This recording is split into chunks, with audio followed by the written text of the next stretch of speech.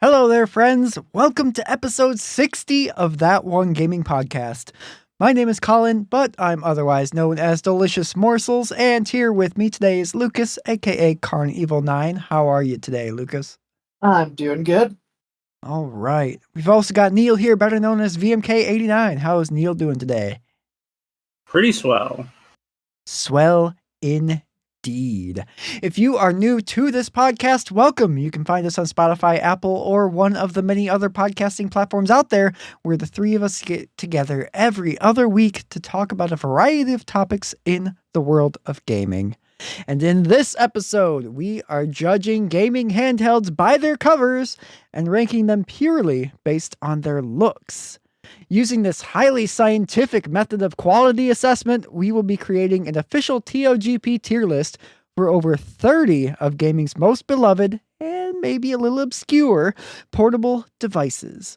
From the original Game Boy all the way up to the Steam Deck, we've got our work cut out for us. But before we get into that, we'd like to talk about the games that we've been playing since we recorded our last episode. So, Lucas, what have you been playing? Phantasy Star Online.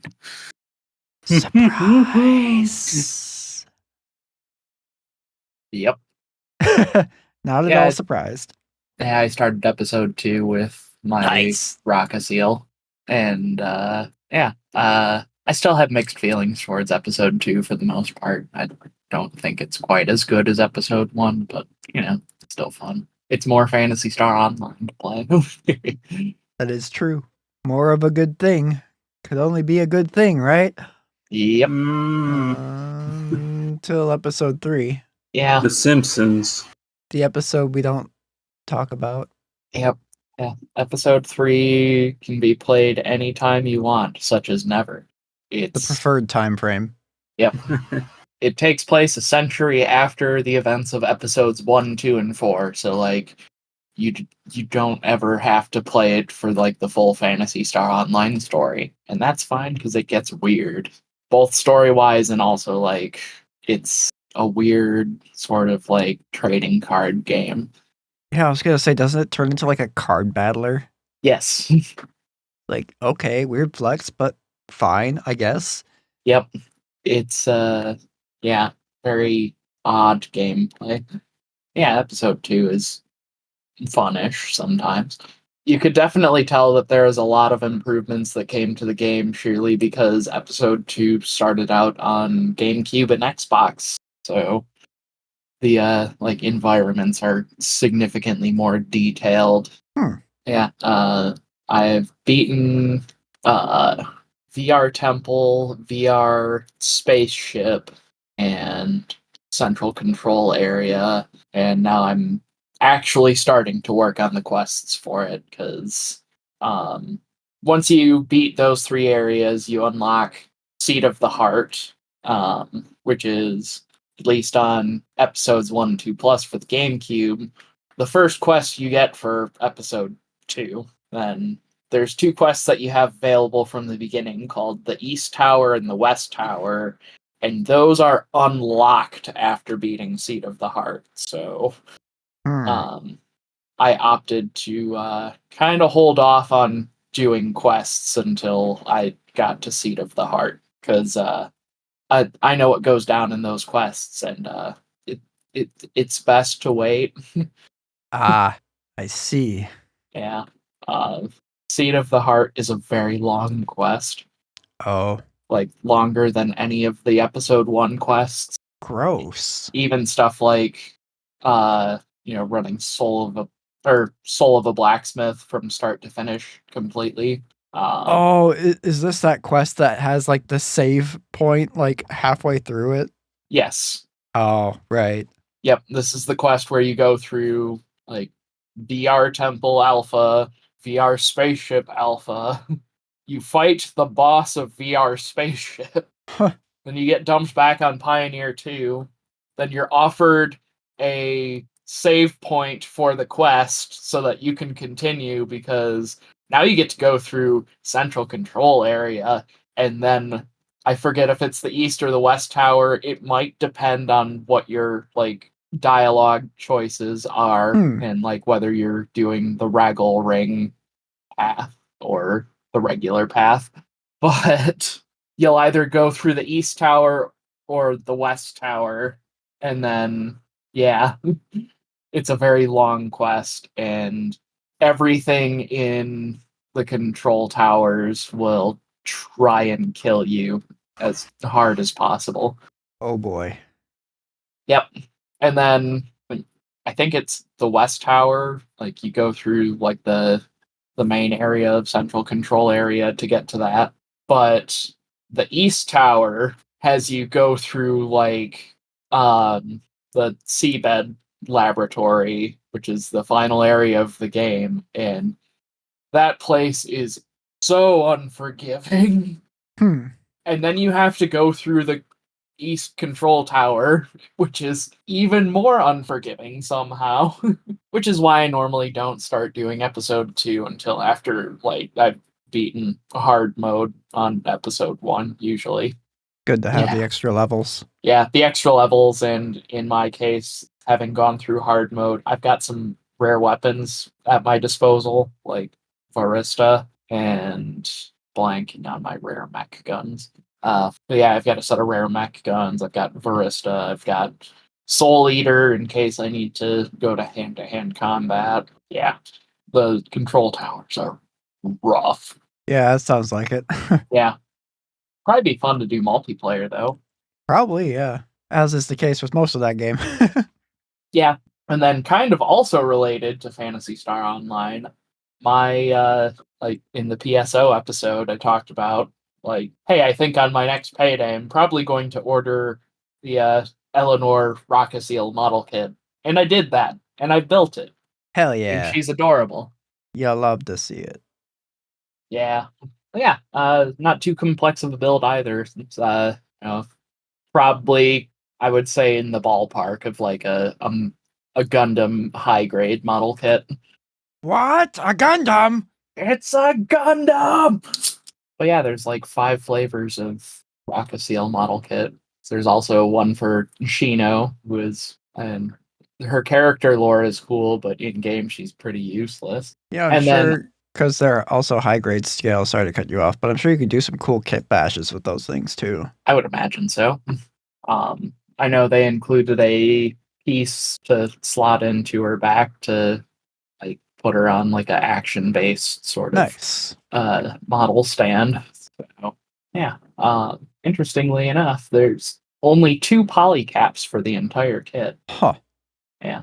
They kind of took the approach that Bandai was trying to go for some of the master grades for a little bit, like the original version of Unicorn Gundam and Crossbone Gundam are like 100% polycap free kits. I have mixed feelings towards those personally, but you know, for a high grade, it's not so bad. A master grade's a completely different story, though. Yeah.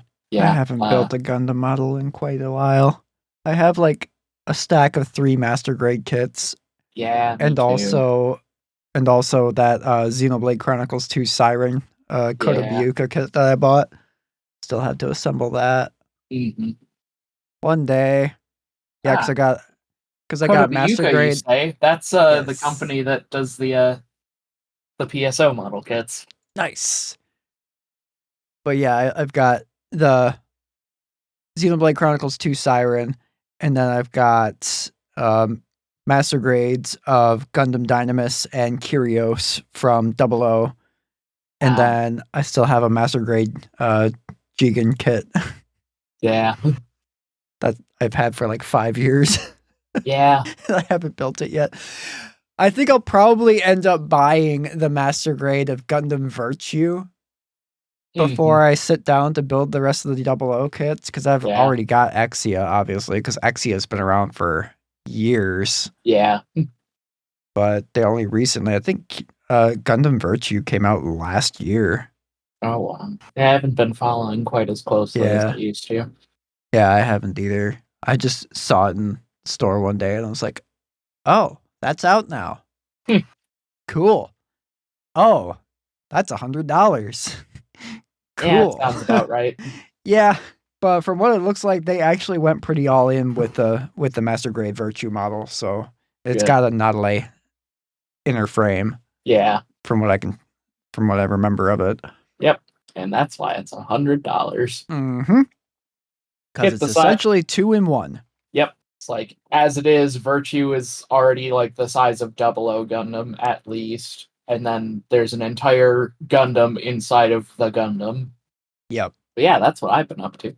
Nice. Neal, what have you been doing? Playing. I've done, honestly. Been doing some Minecraft. Fought the dragon on the previous stream a week ago, and since then I've fought the dragon a couple more times on my own, which was a ton of fun. And yeah, also I have been playing a game which I'm not going to talk about because it spoils an episode down the line, and I don't want to indicate what it is before it comes out. So, like that's ever stopped you before. Yeah. I mean, when I get done with this first bit of the project, it's gonna immediately spoil it, and it's way down the line. But, but yeah. So that'll be a thing that I talk about once it's out. So, Colin, what have you been playing? Well, I oddly enough have not also had as much time to play the last couple weeks as I usually do, because I've been working on a bunch of other projects when I've gotten home from work and stuff like that. But I've still surprisingly played several games in that time, just not as much time dedicated to them as usual. But for starters, my Kingdom Hearts streams are back in the Discord. They started a couple weeks ago, Tuesday. The plan was to start with 358 Days Over 2, but the Melon Mix mod, which basically is a mod for PC that converts the dual screen DS game into a single screen PC game, essentially. But the night came to start doing that, and for whatever reason, the emulator decided to bork out on me, so we couldn't play it. I still to this day don't know what the issue was, because it's worked fine ever since, and I'm very mad about that. But for whatever reason, so we had to cancel playing Days on stream. So instead, we just decided to watch the cutscene collection from the HD 1.5, 2.5 remix collection. So we watched all the cutscenes for Days. And guys, that story is incredible. And I'm actually currently playing through the game with Melon Mix now on my Steam Deck. So I'm getting all the stuff that the cutscenes left out, because they left out a lot of stuff in the cutscene collections.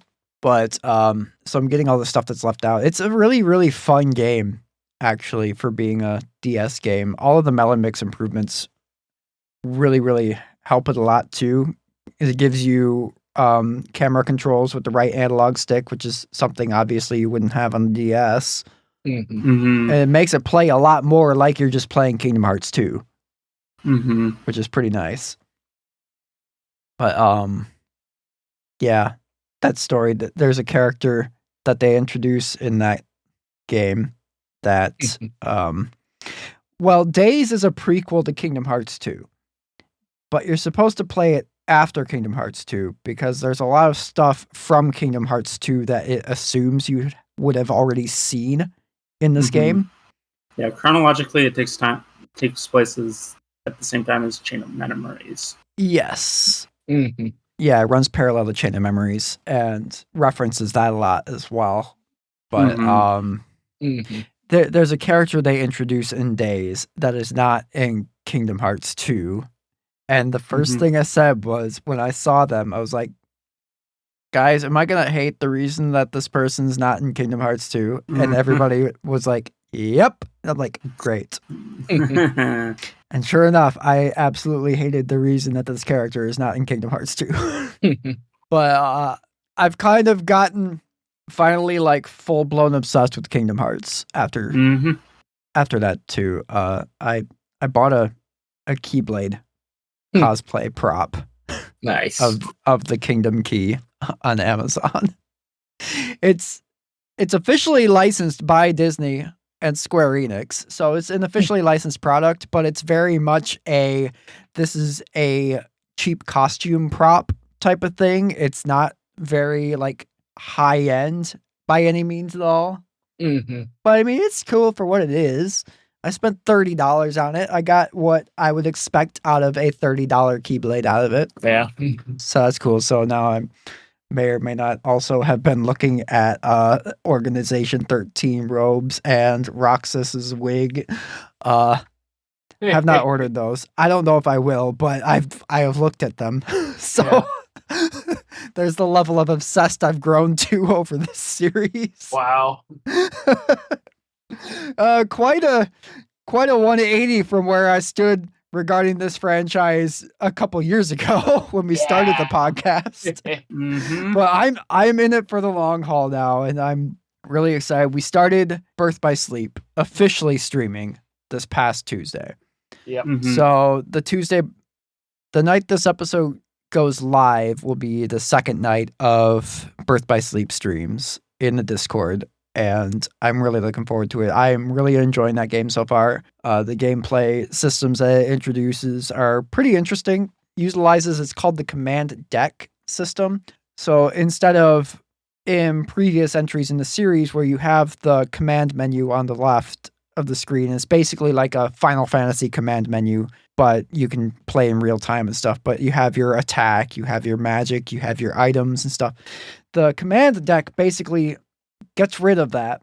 So all you have is your basic attack plus a selection of commands that you can set to your deck, and then it rotates through those as you are fighting and stuff. And it keeps the combat feeling really fresh because you can't just like spam all your moves, your strongest moves and stuff. You kind of got to work through it in a sequence in a way. It's really kind of neat. It was really, really tough starting out because you only get 3 slots to start out with. So basically you have your basic attack plus 3 special moves that you can toggle through and stuff. And then, so the first boss in the game was like crushing me because I just didn't have enough like variance in my move slots yet. But then after I beat that first boss and unlocked another slot, from there I was like, okay, starting to feel a rhythm for it now, and I'm like really, really into this system. It's really good. So that's Birth by Sleep. I also played another Yakuza game since our last episode. That was Like a Dragon Gaiden, the man who erased his name, which is kind of interestingly another 358 Days Over 2 situation, where it is a prequel / running concurrently with a previous entry in the franchise, but you should not play it before that entry because it's going to spoil a huge plot point of that entry because its plot revolves completely around that one plot point. So Gaiden actually takes place between 6 and 7, and it details what Kiryu is doing between those 2 games and leading up to a very significant plot point in about the middle toward the end of Yakuza Like a Dragon, which is Yakuza 7.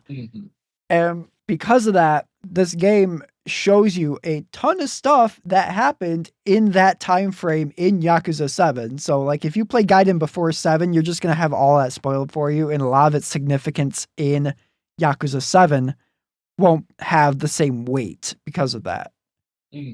So it's definitely recommended you play Gaiden after 7. So that's what I did. And it's a shorter game. Took me about 17 hours. That's with a fairly decent amount of side stuff. And when the game came out, I was told this was like a 10-hour game. And I was still in chapter 2 at about 8 hours. I think by 10 hours I made it to chapter 3 and I was like, what's going on? This is longer than I was told. But I was doing some of the side stuff, so it extended it a bit. But I didn't go like full on into the side stuff by any means, but I was having fun with the combat because this is another real-time game, unlike like a Dragon being turn-based. This is more classic Yakuza. But you get 2 different fighting styles. You get agent style because Kiryu is basically an undercover agent. And so he gets a bunch of like cool gadgets, like James Bond style. Like he's got this, it's called like the spider wire or something like that. And it's basically, he's got this thing on his wrist that shoots a wire out and you can use it to like grab people and wrap them up and you can like throw them across the arena and stuff. And there's like just hilarious ragdoll physics in the process, just whipping people around. And as you upgrade it, you can like grab more and more people at the same time. So by the end of the game, I was able to grab 3 people simultaneously and like chuck them across the arena like ragdolls. It's so funny. And they go screaming as they whip past you and stuff. Nice. So funny. But that style was so fun to play. And then there's just Yakuza style, which is basically Kiryu's classic fighting stance. And that's just like full on like brute force type of combat and stuff. It's a lot of like your combos, your finishers, you're able to charge up your finishers, which is you're hitting the triangle button at the end of a combo. You can just press it and do a normal finisher, or you can hold it and he charges it up and then it gets like way more power and does more damage stuff. And that was really good for boss fights when enemies could take a lot more hits and stuff. And it was more of a one-on-one type thing. So it's really cool. I actually swapped between the 2 styles a lot more than I have in the past with the series where there were multiple fighting styles available, just because like the agent style was so good for when you're in a big crowd, especially when enemies have a bunch of weapons and stuff. When they start throwing dudes with guns at you, you can, when you grab an enemy with the spider wire, they drop whatever weapon they're holding. Or if you've had it upgraded enough, you can actually pull the weapon right out of their hands into yours and use it against them. So I did that. There was one guy, I got a clip of it. There was a dude, he was trying to hit me with this bicycle. And I used the wire to rip the bicycle out of his hands, grab onto it, and then used a heat finisher, which is like when you have your heat gauge filled up, you can do like the fancy, like over the top finishing moves with like the special animations and all that. So I ripped the bike out of his hands and then basically tackled him with it and finished him off. And it was hilarious. You could just do all kind of weird, fun stuff like that. But then like the Yakuza mode wasn't as good for crowd control because it's a lot more focused on one-on-one type stuff. So it's like whenever I was against a boss, I'd swap to that style to be able to fight them more efficiently. Because you can't throw bosses with the spider wire, unfortunately. They just knock it away. At best, you can kind of like struggle to pull them toward you, but you can't like whip them around like a regular guy. And then one more. So I beat that game a few days ago. Nice. I forget what day I beat it. And the ending was every bit as emotionally difficult to watch as you would expect. Oh man, because I'm not even going to go into it. It was very good though. But after that, I've also been playing a little bit of Astrobot here and there. That game is an amazing 3D platformer. One of the best 3D platformers, especially for PlayStation. Like PlayStation doesn't have much anymore. Yeah. Especially in the modern era when it comes to 3D platformers. This game is good. I mean, look at all the dead franchises they included in it. Mm-hmm. Yeah, I'd say the closest 3D platformer is Ratchet and Clank. Ratchet, yeah. Yep. And we haven't got... I wouldn't really categorize that as 3D platformer. It's more action game. Yeah, it's more of an action game with some platforming in it. Mm-hmm. Yeah, but Astrobot's adorable.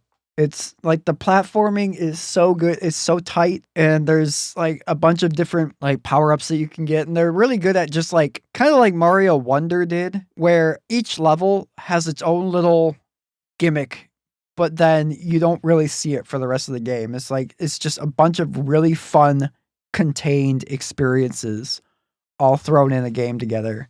And then in the meantime, you're going around and you're rescuing a bunch of like PlayStation character, like a bunch of robots that are dressed up like PlayStation characters and stuff. It's really fun. It's cute and I enjoy it. I think I've only put like 3 hours into it though, because I started playing it and then I realized it's like I'm not really in the mood for a platformer right now. So that's when I started playing Gaiden, but it's good. It's a very, very good game.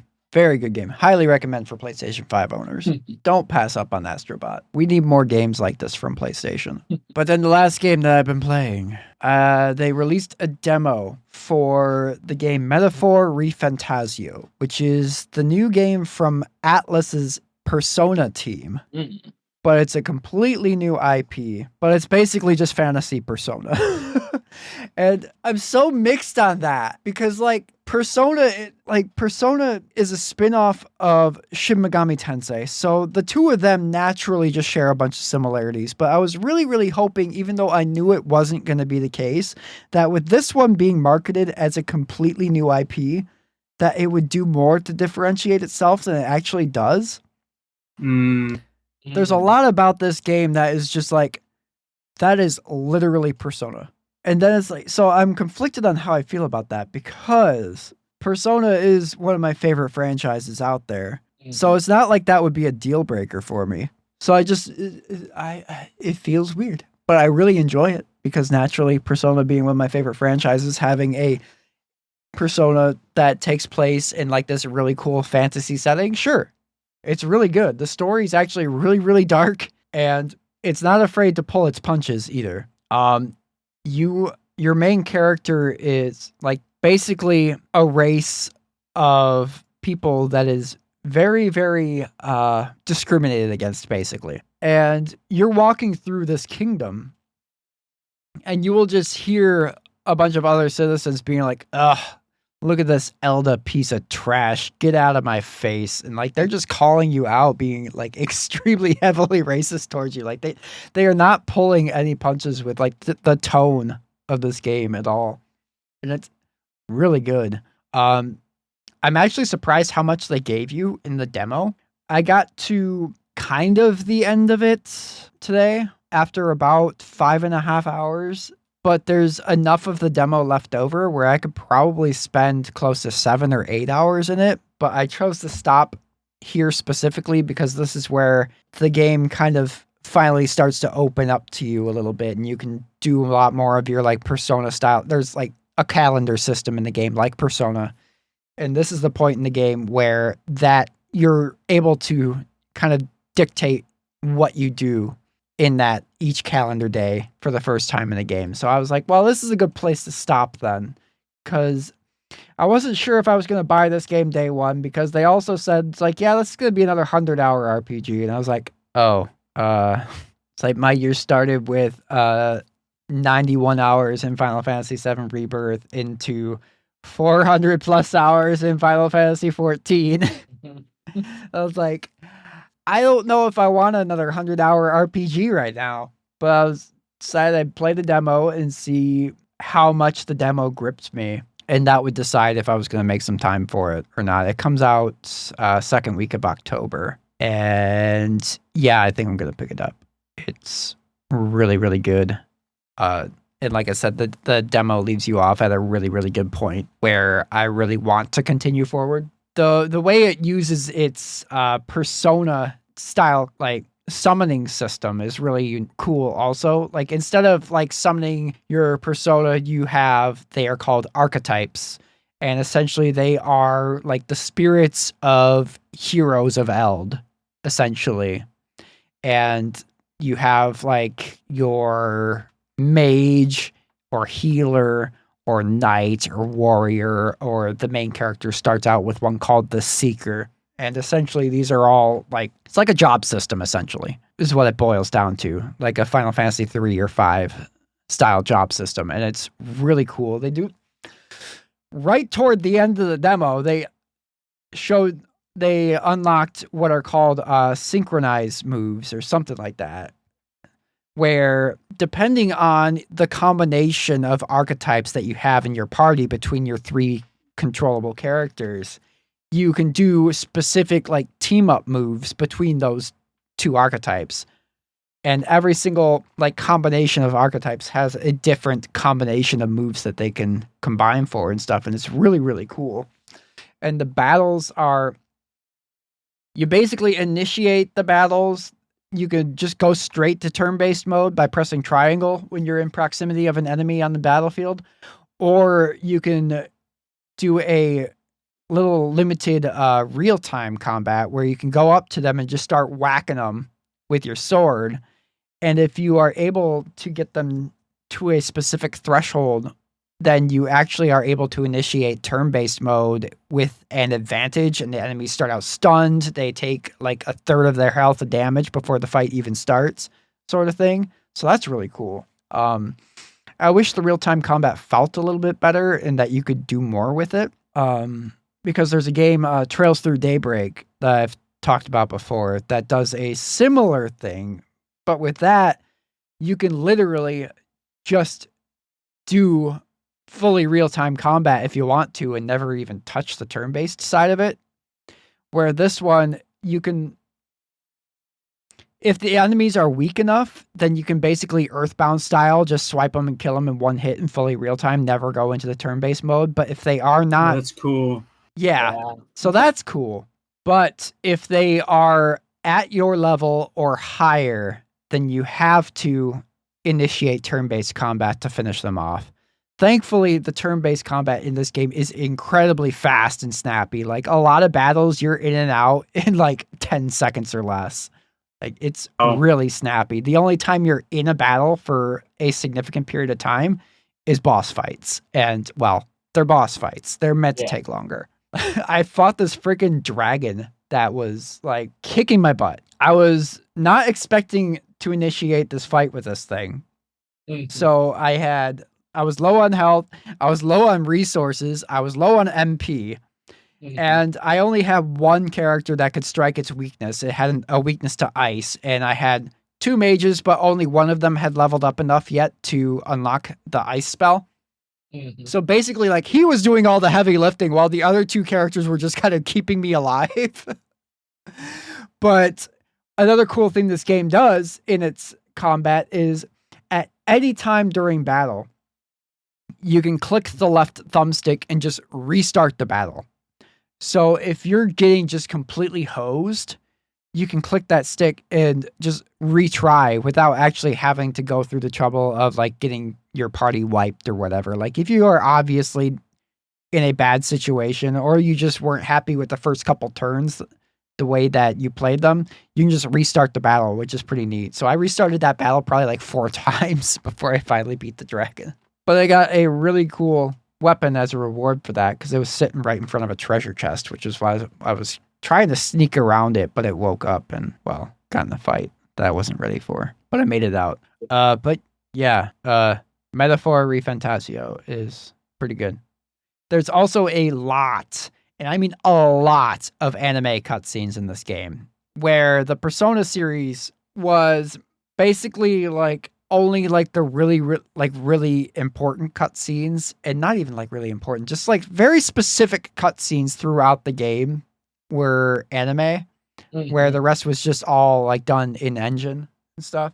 This is like, there is a significantly larger portion of cutscenes in this game that are anime, like fully animated and stuff, which is really, really cool. I was not expecting it to have that kind of volume of anime cutscenes, just going off of previous games from Atlas, especially Persona and stuff. So that's really cool. It gives a lot more of like, it gives it more of like a big budget feel to have that many fully animated anime cutscenes in there. So that's really cool. And it's high quality too, like extremely high quality. But yeah, that's what I've been playing. I said I haven't been playing a lot of games, but I had a lot of games to talk about.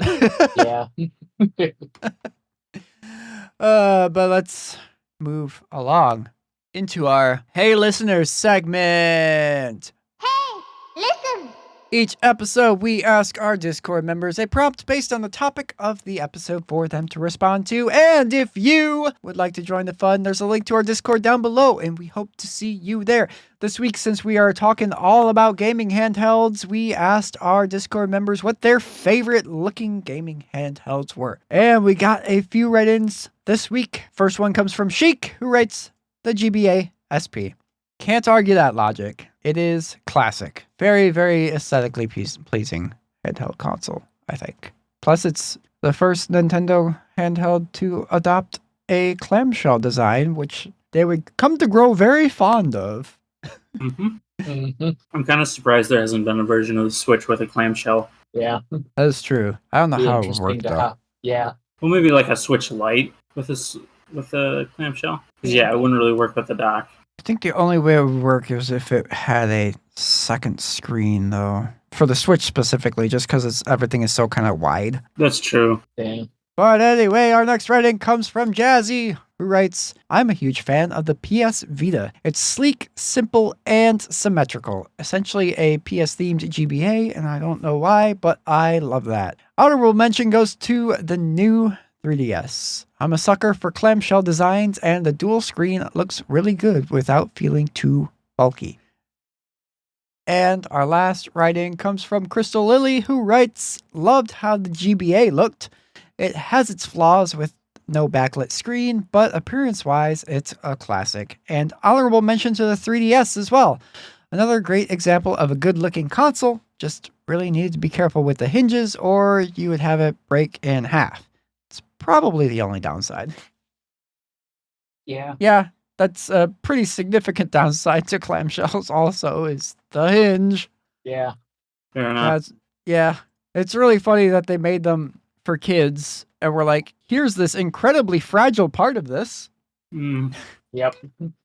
Have fun. Which is probably why the 2DS OG turned out the way it did. Yeah. We'll get to that. We'll talk to that. Yeah. Yep. I hope that's one we all agree on. It might be. Probably is. Maybe. We'll see. Some people might have a little place in their hearts for it. Oh boy. Somewhere. I don't know. We'll see. Anyway, let's move on. Thank you to everyone who wrote in. And remember, if you want to also write in and come join the fun in our Discords now that things are happening and stuff. Like, maybe you want to come watch some Kingdom Hearts streams. Maybe you want to watch some of Neal's streams when he's streaming stuff. You can do that by hitting that Maybe you want to link. play Phantasy Star Online with us. That is true. Maybe you want to do that. And you can do that if you click that link in the description and come join our Discord. But let's move on to our main topic discussion. So let's get started with this tier list. Starting off with a classic, the original Game Boy. And the OG Brick Boy. Yeah. Lucas, you have it at A. Neal has it at D. And I have it at C. Whoa. Already. This is gonna be a theme for this episode. We agree on very little actually for this. Yeah. But a reminder also that this is completely just purely based on looks. Mhm. For the Are most not- part. We are not talking about the game library. Nope. Mhm. We are not talking about specs. We are talking about how it looks, obviously. Yep. Also valid things to consider are color options and special decos. Mhm. But yeah, basically just like, what does it look like? Does it look cool? And we're already conflicted with 3 different things on the Game Boy. Yep. And I will say also, I was not considering like how these feel in your hands. 'Cause, Nope, like, that's not how it looks. yeah. That has no bearing on how it looks. Yep. It does and it doesn't. It was hard for me to separate that out because I have held a lot of these. Okay. Yeah. But you look with your eyes, not your hands. That is true. Mhm. Unless you're, I don't know, cut that out. You know, they're just like cats. Pet them with your eyes. for our listeners who may not be in on the cat joke, it's a cat meme, you see. Because cats, they like to come up to you and be like, pet me. And then as soon as you do, they scamper away. They're like, I meant with your eyes. Yeah. Appreciate me from a distance. Thank you. Uh, By the way, in Metaphor, there's a cat and you can pet the cat. Nice. He's a good boy. Let's see here. We have a A, a C, and a D. I like it. It's a good design, I think. It's a very classic design. There's the magenta buttons with the puke green screen. They're just ugh, yeah. it's so classic. You just gotta love it. But my logic with the Game Boy is like, this is the absolute bottom. Mm-hmm. It only goes up and gets better from there. And Yeah, like, Yeah. C is a very like middle of the road thing. I think the A and the D kind of resolve into a C. that's Yeah. fair. That's kind of what I was thinking too. So we'll start there. I will say, since looking at it is what we're judging it on, that screen is absolutely horrible for playing games on. Yes, yeah. it is. and you look at a screen, fair. It's got a dot matrix green scale display. So not great. Still looks cool though. It's definitely a does. choice.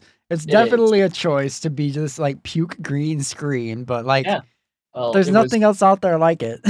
It was a choice of affordability for Yes. the original Game Boy.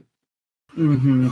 Because a certain Gunpei Yokoi was the father of this console.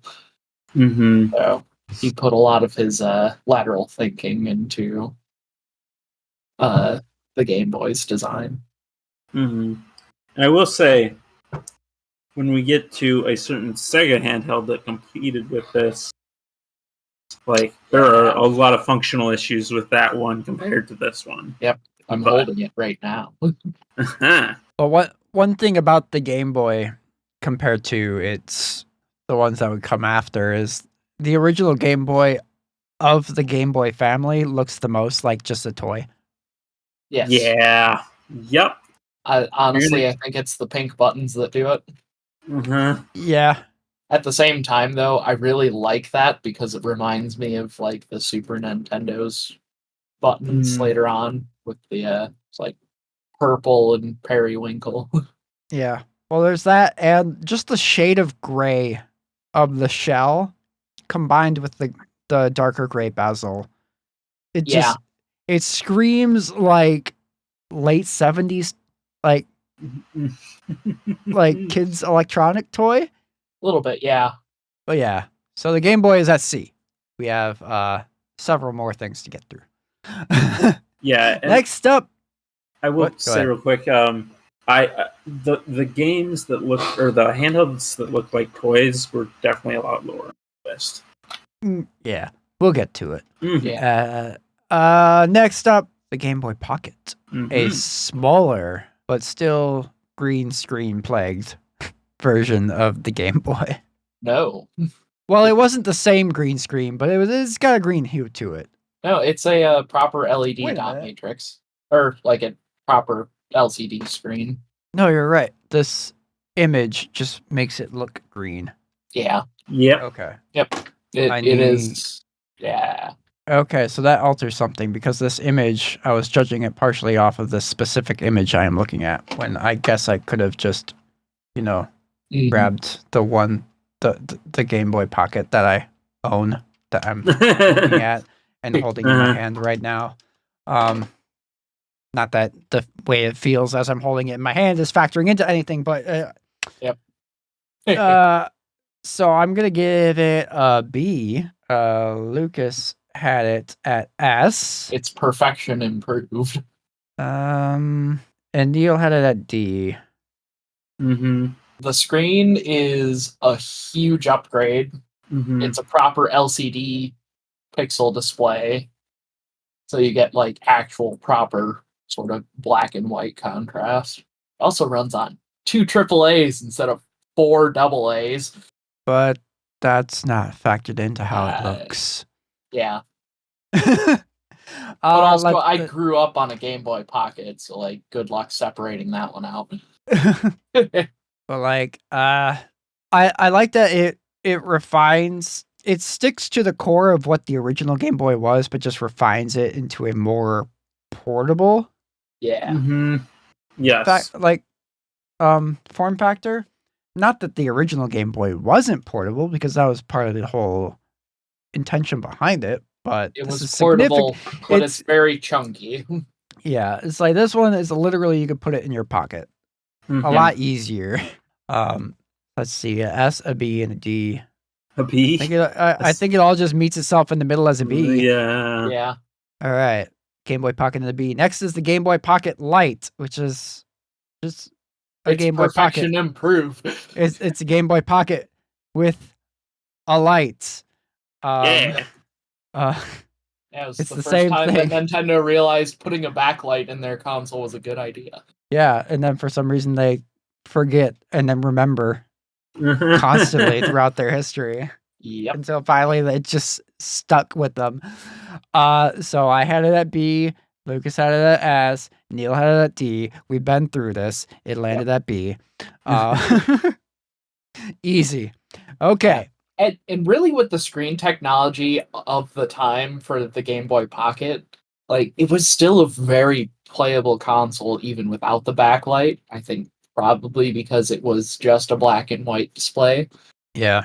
But see it in the dark this way. Next up, the Game Boy Color. Perfection improved. For once, I agree with you. Yep. Lucas, you've got it at S tier.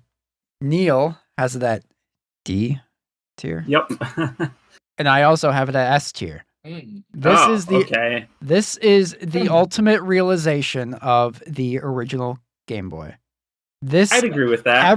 Everything up to this was building toward this. Mm-hmm. It had the best overall shape of the Mhm. original Game Boy family. It Yeah. had Mhm. the widest swath of color options, including atomic purple. Yeah. All those Mhm. color options, and they produce the only one that matters. Yes. But yeah, to me the Game Boy Color is just it It's the definitive Game Boy. it's the definitive Game Boy.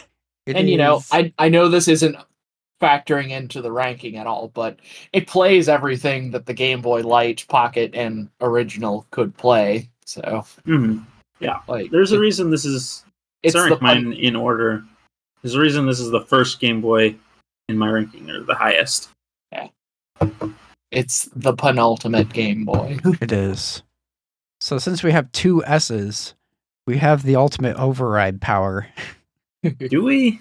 We have To the the 2/3 majority. We have Okay. the SSD. I feel like it should drop down just a little bit.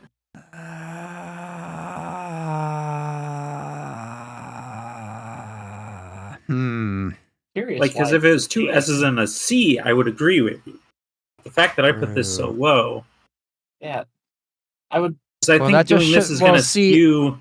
Well, see, having two S's just shows you how wrong you are. Yeah, I'm curious to hear more about why you gave that a D. I don't like the shape Yes. of the Game Boy. Just like the vertical look. Do not think that looks good.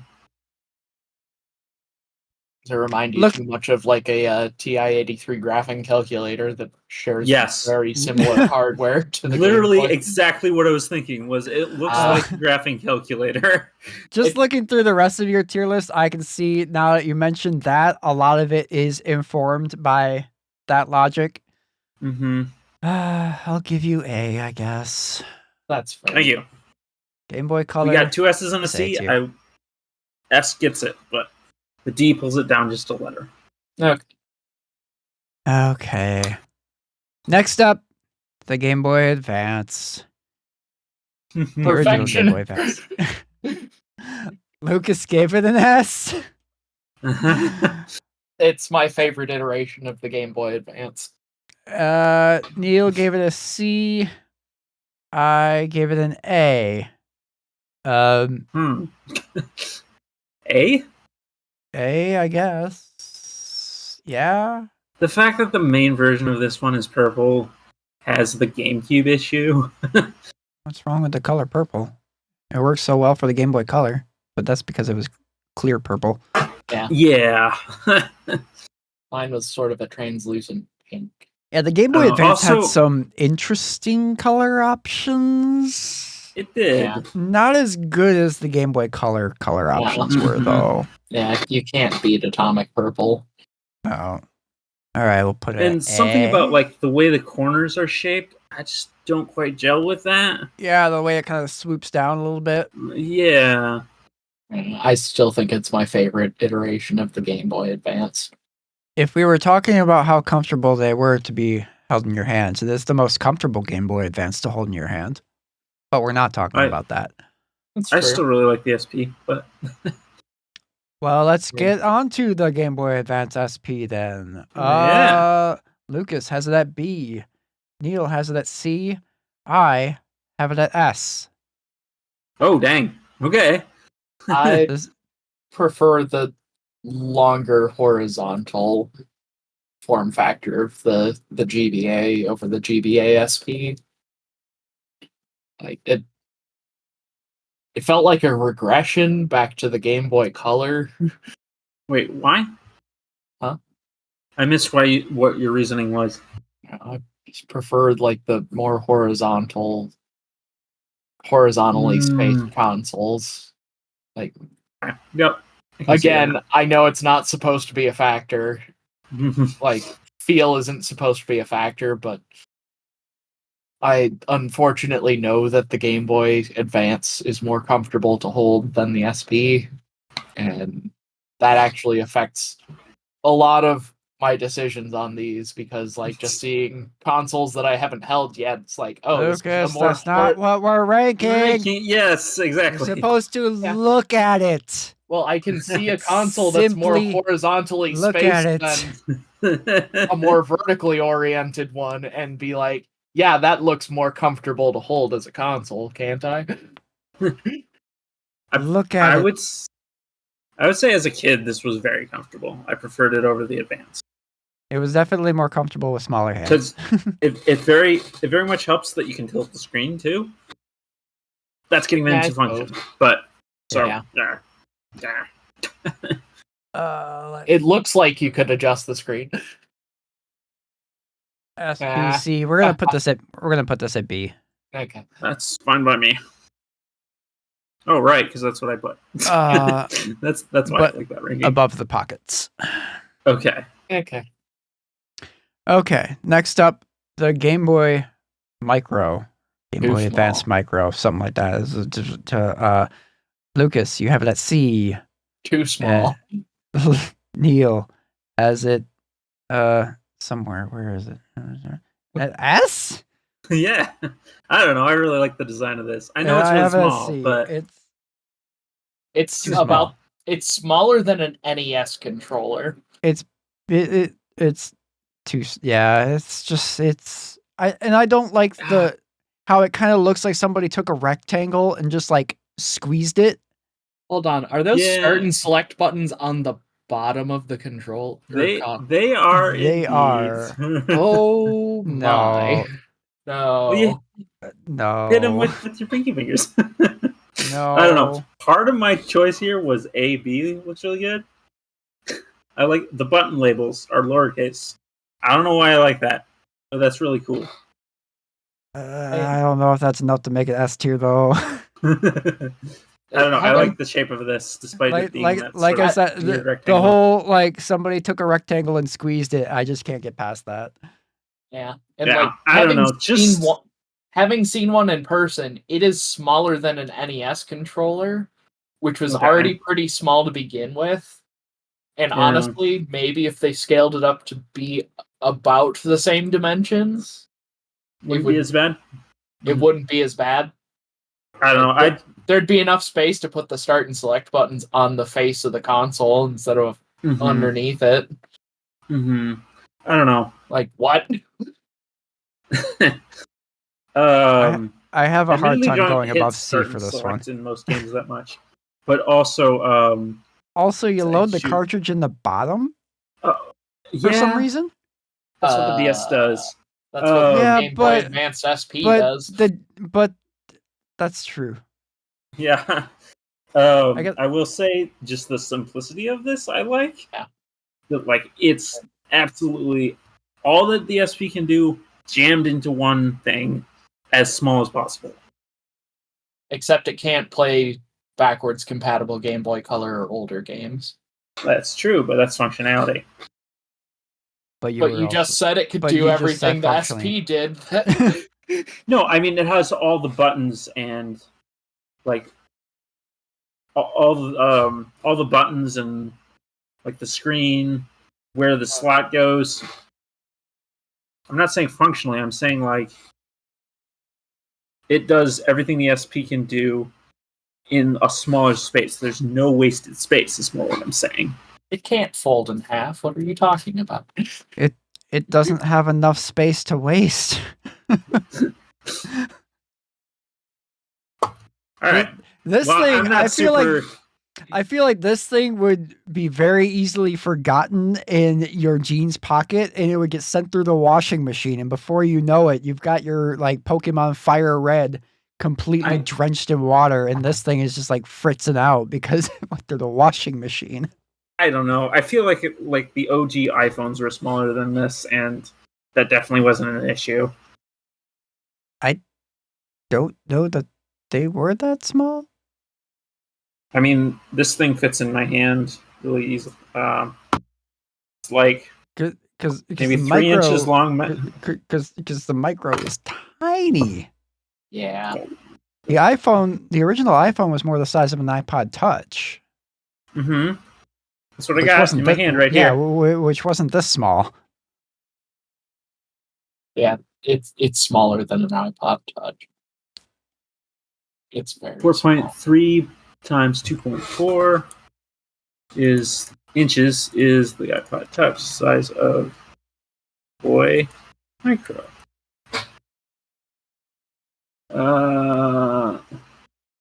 Okay. Yeah, you guys are right. Yeah. Damn, that's small. I mean, look at it relative to the cartridge. Right. It's barely bigger than a Game Boy Advance cartridge. All right. Yeah. I guess I didn't really realize how small it was, and if it was bigger, I probably would like it a lot more. Yeah, if only the original Game Boy were like that. I will sway. It goes in the complete opposite direction of the original Game Boy. Going from too big to too small. Yep. I will let you guys put it wherever you want to. Let's see, but we'll put it above the original Game Boy. A. No, C. Okay, let's see here. Next up. Time for the Too Many DS's lightning round. Yes. Oh yeah. But we're going to talk about this one for a minute. First up. Also, we are going to be talking about other manufacturers' handhelds. Obviously, we're moving through by manufacturer rather than going in chronological order of release. It's going to be easier to talk about the DSs since there's so many of them if we do it all at once rather than putting in random things in between. Too many even. There's a lot of DSs. Yep. Anyway, starting with the first one, the original Nintendo DS that came out all the way back in 2005. Which, if you think about it, looks stupid. Yeah, well, yeah. Here's the interesting thing: is like it never really occurred to me at the time just how little time the Game Boy Advance was actually like the premier handheld for Nintendo. It was only around for like 4 years, and then the DS came out. Huh. Yeah, that's pretty short. Yeah. Considering the lifespan of like the original Game Boy. Yeah, isn't that crazy? Well, originally when they put together the DS, they said that this is a thing. That's why it came out at the same time as the Micro, because they weren't sure if people would be willing to like go for it. They didn't know. Yeah, They were which is also nervous, why basically. which also I'm sure contributed to it also playing Game Boy Advance games. Probably. But it's just interesting that, like, because at the time, Nintendo would have 2 handhelds plus their home console on the market. Just wild. Yeah. But Nintendo was kind of going through it in those years leading up to the launch of the Wii. Yeah. But that's besides the point. Anyway, the original Nintendo DS, I have it at D. Lucas has it at C. Neal has it at D. This thing is fugly. Yeah. Just the shape of it is so weird. Yep. I don't know It looks what very they were bulky. doing when they designed this thing. Yet at the same time, it's kind of endearing. Yeah. This is a very bad piece of hardware type of way. Yeah. It's like, oh, look at it. It's trying so hard. Yeah. Like you go back to the SP and it's like, wow, this is really slim and sleek. And then you move forward to the DS and it's like, huh, the SP really let itself go. Right? It was like, it's almost got like an SP style hinge, the way that the clamshell like sits over it like that. Because the hinge doesn't extend all the way to the edge of the clamshell like it does in later iterations. Like, yeah, it's kind of in the middle between the two screens. So it literally looks like they just took a Game Boy Advance SP and like stretched it. Yeah, it's a crossbreed of a regular Advance and an SP. Yeah. With an extra screen. Yeah. 2 of them. It's definitely a choice. A very D-ranked choice. D for DS. Yeah. But now we got a rapid fire round here. This is going to be interesting because a lot of these look very similar. Yeah. I got confused on some of these. Yeah. Unfortunately, so many of the images I picked were black versions. Yeah. But that's what Wikipedia had, and I didn't want to change up too much. Wikipedia. Okay, this is going to be interesting. Crap. This is so... There's 2 of them specifically that are really hard to differentiate. The one... I think it's the DS Lite and the DSi that in the images, they're very hard to tell apart. The one with the power button, the white button next to the bottom screen, yeah, that's the DSi. Okay, that's the DSi, okay. Okay, yeah. So we'll start with the DS Lite. I have the DS Lite at A. Lucas has the DS Lite at S, I think. I love it. Looks like S? Yeah, okay. S. And Neal has the DS Lite at A? A as well, yeah. Okay. It's A tier. Okay. DS Lite is A tier. They finally made a good looking. Yes. I love the DS Lite. We'll get into it once we finish our rankings of the whole DS family. Then we'll just kind of discuss the family as a whole. Because there's so many. Okay, the DSi, I have it at B. Lucas has the DSi at A. Neal has the DSi at A. Okay, it's A tier. Easy enough. Hopefully it stays that way, honestly. Let's see here. Next up is the DSi XL. It's the DSi, but bigger. I got it at B. Lucas has it at A. Neal has it at A. It's A tier. Okay. Next up is the 3DS OG. I have it at A. Lucas has it at B. Neal has it at S. I guess it's A tier. I like how this is. Yeah. I'm. This is fine. This is fine. This makes it a lot easier to talk about. Okay. The 3DS XL. This is another one where it gets difficult to locate in the listing. I have it at B. Lucas has it at S. Is that right? Yep. Okay, and Neal has it at A. Okay, it's A tier. Yep. All right. Next up is the 2DS. Ooh, dual screen. 2-dimensional screen? I don't know. Well, we broke it because everything has been A tier, but all three of us have this at D tier because this is some hot garbage. It looks it looks like a slice of toast. Yeah. Honestly, this would have been just a little bit higher for me if the two screens were the same. Yeah. But Yeah. They're asymmetrical. Yeah. Yeah. The whole thing is. Yeah. Anyway, let's move on. The new we'll get to 3D. Yeah. The new 3DS. Are you ready? Wow. I have it at B. Lucas has it at A. Neal has it at B. Wow, this one's a B tier. Okay. Okay. Let's see. The new 3DS XL. I have it at B. Lucas has that S. Neal has it at B. It's A tier. Okay. Yeah. We're almost done. There's one DS left. One more. The new 2DS XL. I have it at B. Lucas has it at C. Neal has it at B. It's B tier. Okay. We made it through our lightning round of DSs. Yep. So just our A tier DSs are the DS Lite, the DSi, the DSi XL, the original 3DS, the 3DS XL, and the new 3DS XL.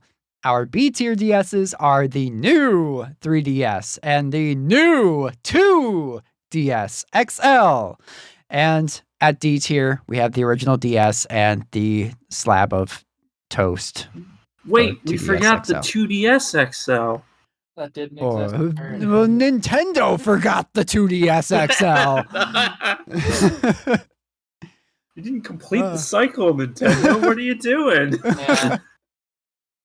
Yeah. There's entirely too many DSs out there, but it's Yeah. no wonder it is the second best selling thing. Of course, the 2D in sales, the 2D or the DS and the 3DS are separate things, Mhm. but the But DS they are very similar. yeah, but There the is DS just is one of so yeah. little design variation from the DS Lite through the end of the 3DS family. Yeah. What I will say, I do prefer the DS Lite to the DSi. Really? Partially because I really like the metallic tops of the clamshells, where the DSi only really came in like glossy colors. Ooh, I really liked the color difference between the top of the clamshell to the rest of the console Yeah. on the DS Lite. And I liked the embossed or the raised like two screens on the top of the DS Lite as well, where the DSi was just like a flat top, if I recall correctly. I never owned one because it didn't have a GBA port. Yeah. So yeah, I was that's like, well, right. this thing doesn't double as a Game Boy Advance. For Yeah. what? So it can play MP3s? That's cool. I got an iPod. Yeah. It definitely lost points from looking like it doesn't have a Game Boy Advance slot. Yes. I will say I prefer where the power button is on the DSi. Yeah. Yeah, because The DS Lite had a yeah. weird sort of power slider. Yeah. Mhm. Yeah. Sometimes it was difficult to get to work. That's why I personally ranked it a little higher, although literally by one slot in A. Mhm. Yeah, and then the 3DS, I personally prefer the look of the original 3DS to its later versions. I don't like how it's hard to describe for me what it is about the 3DS XLs, especially, that I don't like, but there's just something about their shapes. They look a little too flat and a little bit too like round. It's weird. Mhm. I can't quite like Yeah, verbalize I mean, what I it is agree I with don't you. like about it, but when I Uh, look at it, I'm like, there's something about this I don't like. that's fair, but me, on the other hand, I prefer the XL consoles over their non-XL counterparts. Oh, well, here's the thing, is like to actually play it, yeah, I prefer the XL all day because it's just Right. a bigger screen. It's easier to see the screen and everything. It's more But just comfortable to hold. It doesn't feel as but we're cramped. not talking about holding the console. It looks like it's a No. That's No. not how it works. We're not doing this. It looks more comfortable. No. Stop it. I think a lion looks cooler than a cat, but I wouldn't want a lion in my home. Nonsense. Ugh. Oh my god.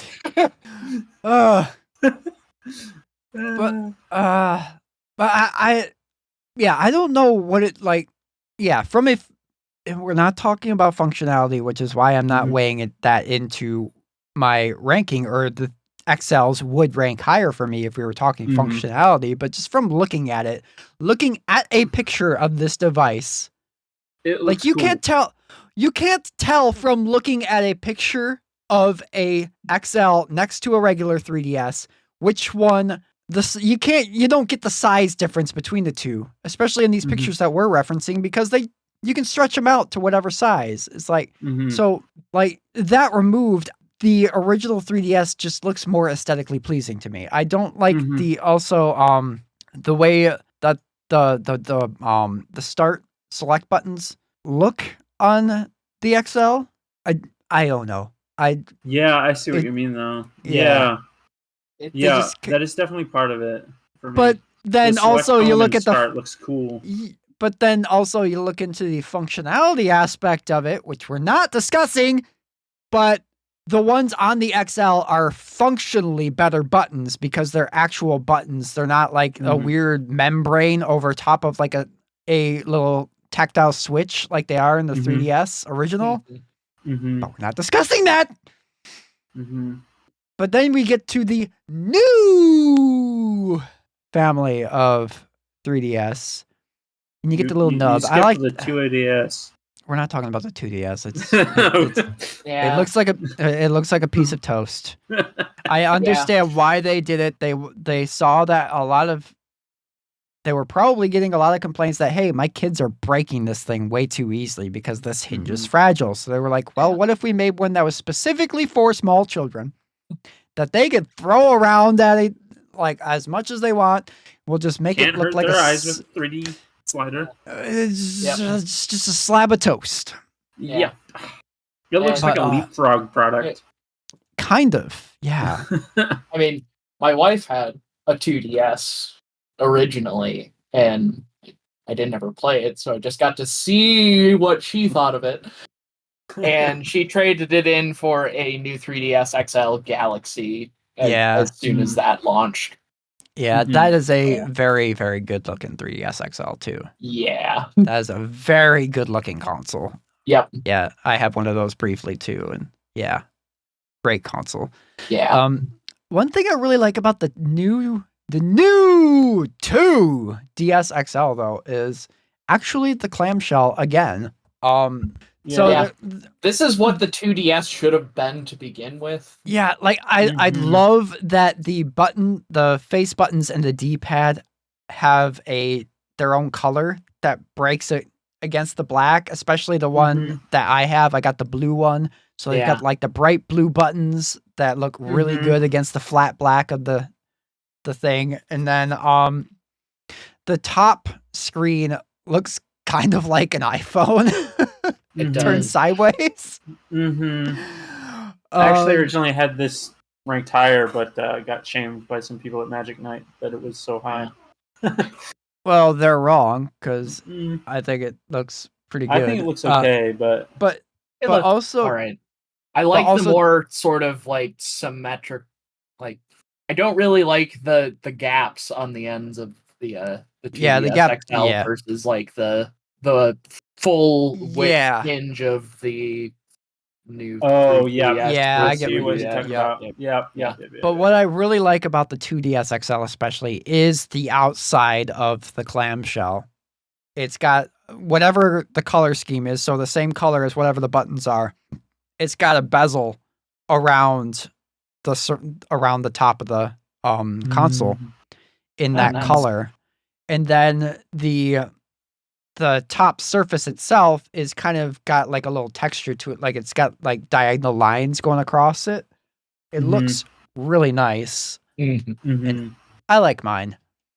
Not enough to give it like S tier because there are still some flaws with the way it looks. I mean, obviously the hinge being set in like that is one of it, but I do really like my 2DS XL a little bit more than the 3DS version, just because something about looking at the 3DS XLs, I just, like I said, I can't verbalize it, but there's just something I look at it and it just looks off to me.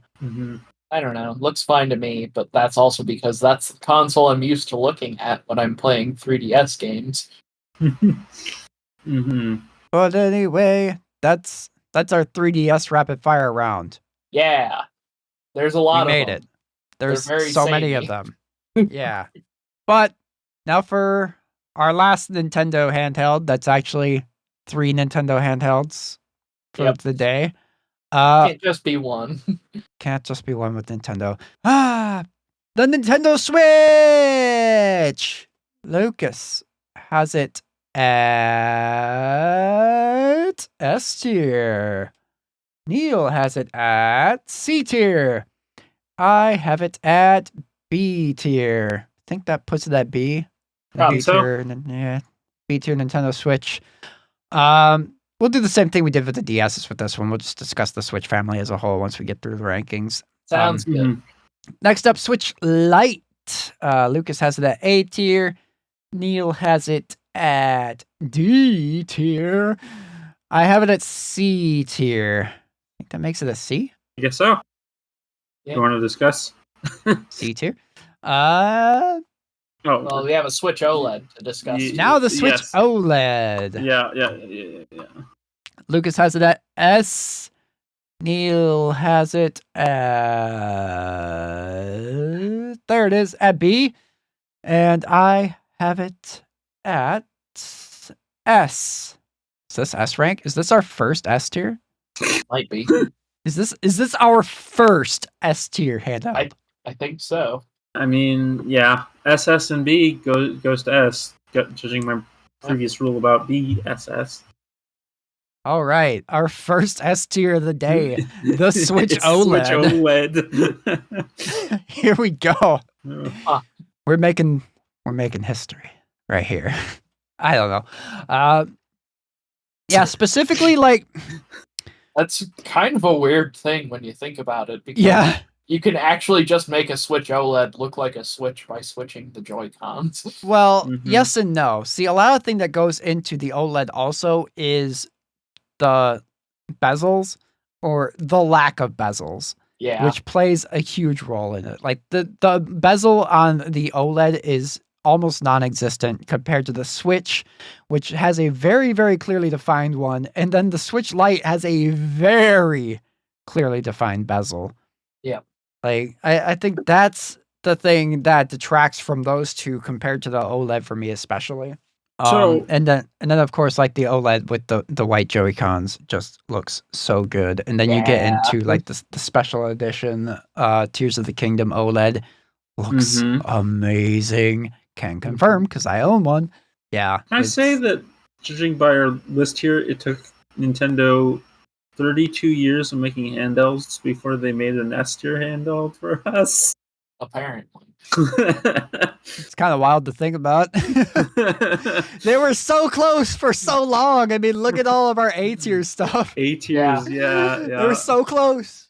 Finally, they got it right with the Switch. Yep. The second iteration of the Switch. Yeah. So here's an interesting question. Yep. Knowing absolutely nothing of what the Switch 2 is going to look like, unless I don't know if you guys have seen the leaked images or not. I have not. I have, but I'm taking them with a severe grain of salt, so I'm not factoring them into what I'm about to ask. Where do you think the Switch 2 is going to fall for us? Uh, hmm. I mean, if they build off what they did with the Switch OLED, might be like probably A or S tier. I imagine it'll be S tier for me. I think Despite it my has some. rankings being kinda low. I think it has some heavy S tier potential, honestly. Yeah. Mhm. So the things that we do know, like, is that it's going to have an 8-inch screen, so it's going to be a little bit bigger Yep. than Mhm. the current Switch. Probably closer to like a Steam Deck size. Yeah. So I'm hoping that there's more of a heft to it than the original Switch. I think knowing that, like Nintendo knowing they'll be able to make like a all-in-one model like the Switch Lite for the Switch 2, they will make the regular Switch look more adult than the OG Switch. Yep. Because that's really the only thing that drags it down for me with the Switch is it feels kind of like a toy. Yeah. And I know you can get gray Joy-Cons, but I don't know. If you want any more Joy-Cons, it makes sense to get color ones, and then you're looking at a purple and yellow Switch or a red and blue Switch. Yeah, one thing that's really fun about the Switch, though, is the Joy-Cons. Is the Joy-Cons, yeah. And then also, it's very easily personalizable.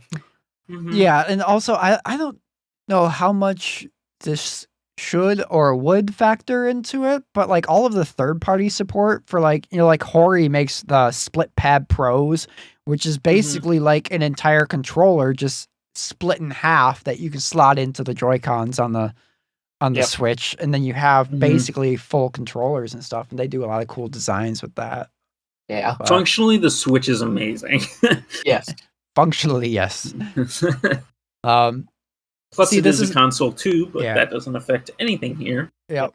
And honestly, I think probably most people play the Switch as a portable console. Really, like probably when I first started playing it, I used it mostly as a console. Yeah, the only time my Switch is in handheld mode is when I take it to work with me, or when I take it somewhere, anywhere really. But whenever I'm at home, I'm always playing it docked. I mean, sometimes I bring the dock with me to friends' houses. That's one thing that's cool about the Switch, though, is like, if your friends have a Switch with a dock already, you don't even have to bring your dock anywhere. You can just bring your Switch and then slot it into their dock, and everything just works. I mean, I know we're getting into functionality now, but it's just cool. Yeah. The Switch is cool. Gush over the Switch. Yeah. It's cool, okay? I know personally, speaking from a parenting standpoint, like I almost never play my Switch in docked mode anymore. It's Mavis gotta watch that Winnie the Pooh. Yeah. Yeah. I was also thinking maybe it's like you would have it in docked mode and she would walk over to the TV and see, ooh, what's this? It's got a light on it. Is this game for me? Oh yeah, she absolutely would. She's gotten tall enough to reach the top of the entertainment center now. Oh, oh, yeah, danger! It begins. Yep. So yeah, my Switch or personal Switch sees most of its playtime in handheld mode, and it's very comfortable. It looks very comfortable. Oh my god.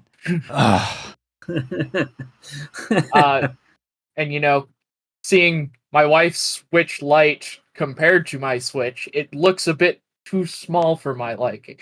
No, not really. The Switch Lite actually is a decent size console that I probably would be okay with if that was what I had for a Switch. But we already have a Switch, and then Becca has her Shining Diamond and Brilliant Diamond Shining Pearl. Yeah, that one. Yeah, special edition that we got from Colin. Yeah, I got one of those too. Yeah, I had 3 of those at one point. What?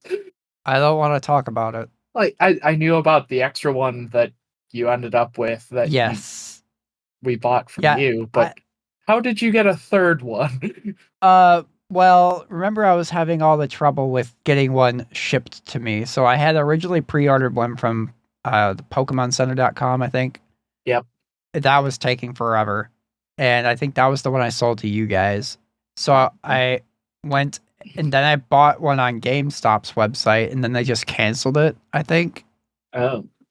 Rude. And then I found one in the store and bought that.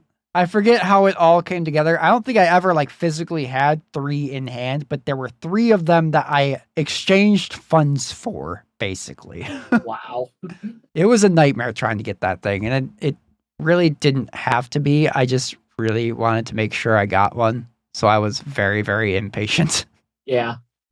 Because Diamond and Pearl specifically are very nostalgic Pokemon games for me, because they were the games that got me back into the franchise when I first got my original DS Lite, because I basically skipped all of Gen 3 just because for whatever reason, I skipped all of Gen 3.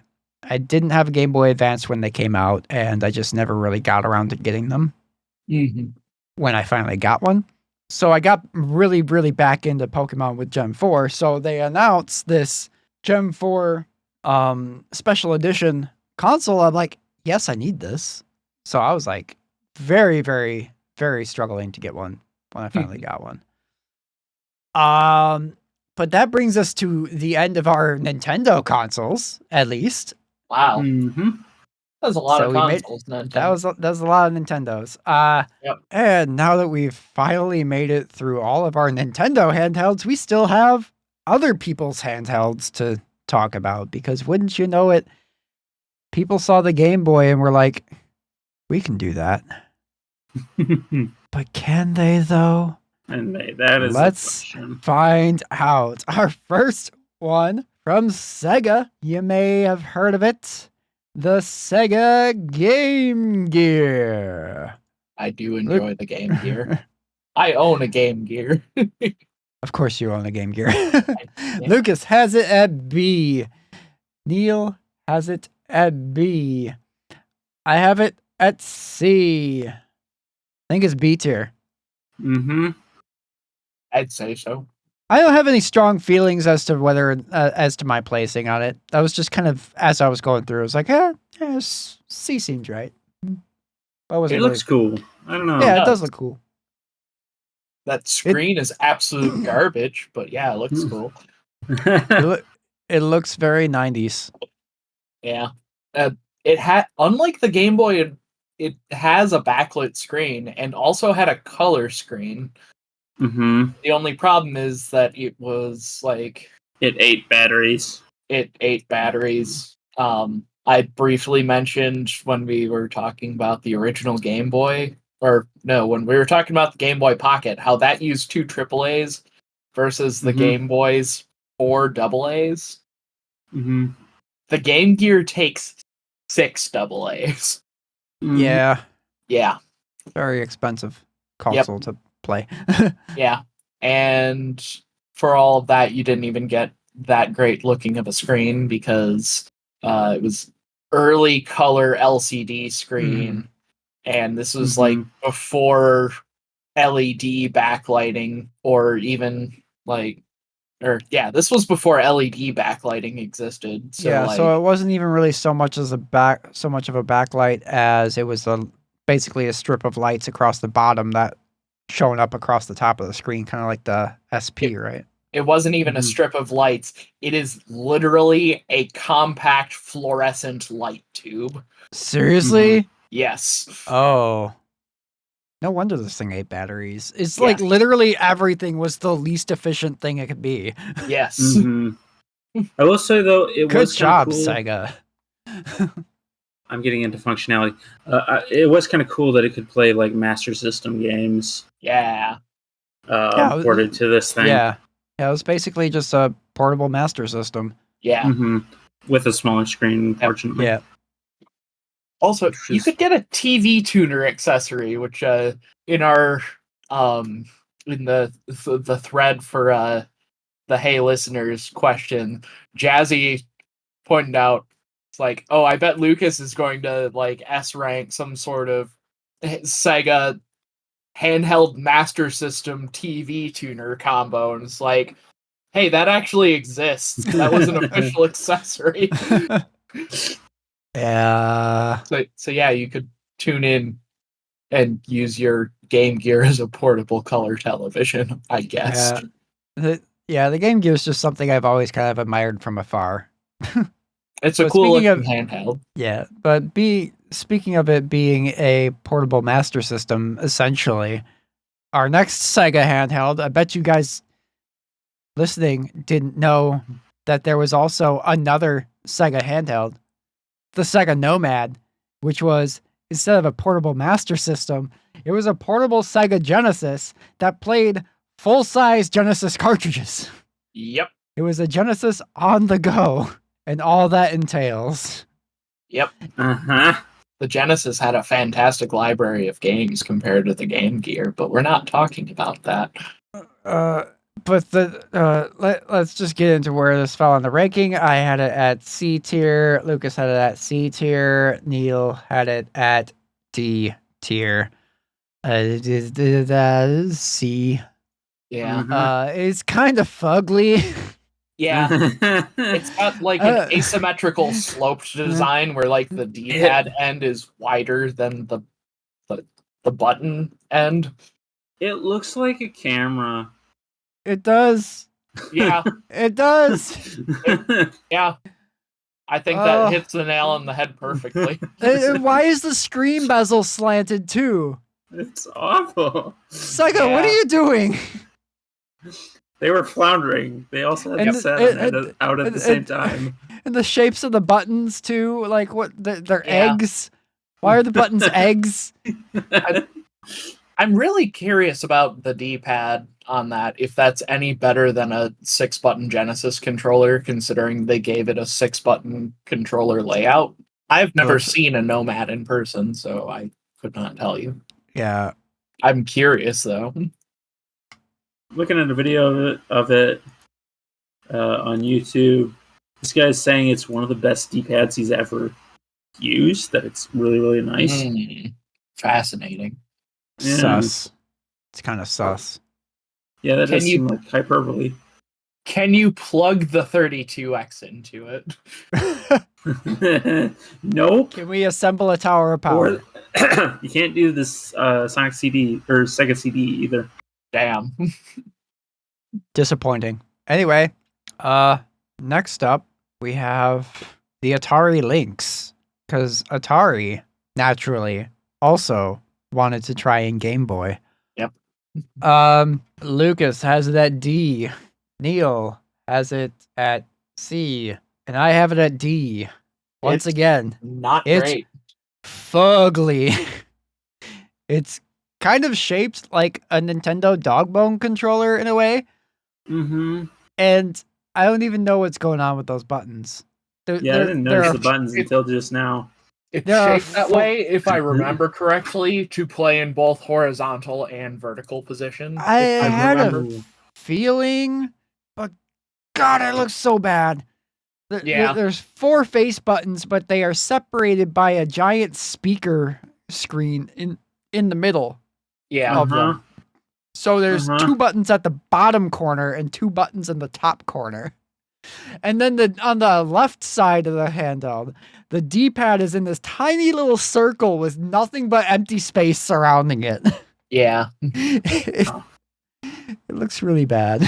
I don't know if there are other colors, but also the gray looks horrible. Yeah. And then the Lynx 2, because somehow they were like, hey, we can get it right the second time, right? Well, no. Lucas has it at D, Neal has it at C, I have it at D. It's basically just the Atari Lynx, but fatter. Yeah, I would rank this lower now that I realize the buttons are like that. Yeah. It's just like, it's basically the Atari Lynx was stress eating because it was so depressed for being so bad that it just got bloated. Yeah. Put it above the OG Lynx. Yeah. Yeah, because at least the empty space around the D-pad is gone. Mm-hmm. But it still looks really bad. Yeah. Those buttons. Man, that's dumb. Yeah. Yeah, Atari introduced that to like try and compete with the Game Boy, but they also opted to include a backlit color screen. So really, it was like competing against the Game Gear for second place. Yeah, and I was reading up on this a bit. They dropped it pretty quick to try to support their brand new amazing console, the Jaguar. Yeah. Yeah. Yep. This was the really bad era of Atari where they started naming everything after cats.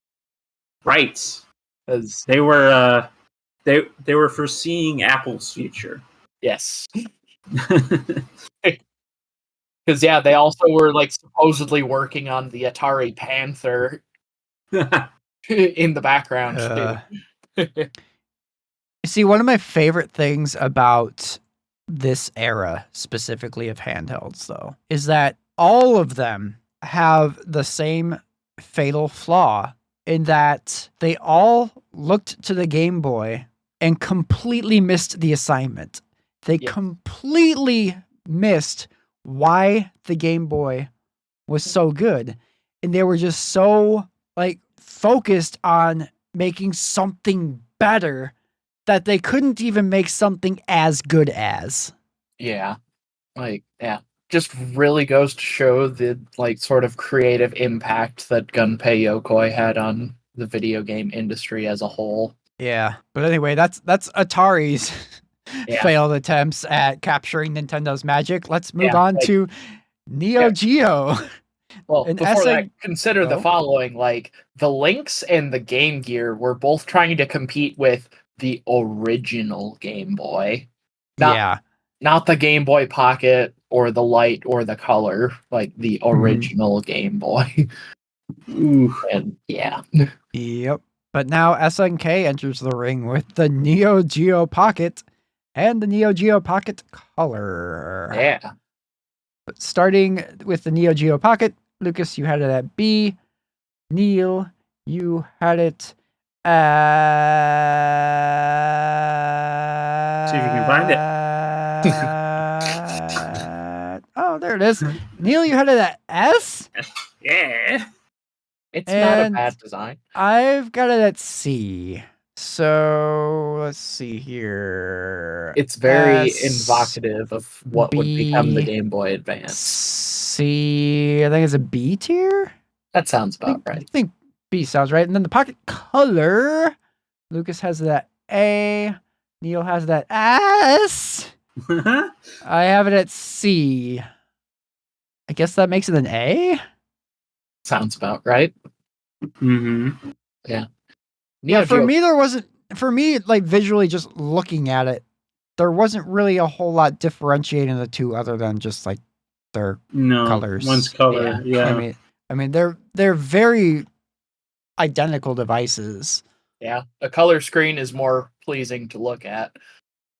Also, the Neo Geo Pocket was like incredibly short-lived, with I think like 49 games before they came out with the color model. So. Yeah, and the color model lasted like a month, maybe less than that, before it was discontinued. Oof. It was sad. Yeah. It's a very short-lived console. But it had a Sonic game on it. Yeah. I do like that instead of a D-pad, they went for a joystick. Yeah.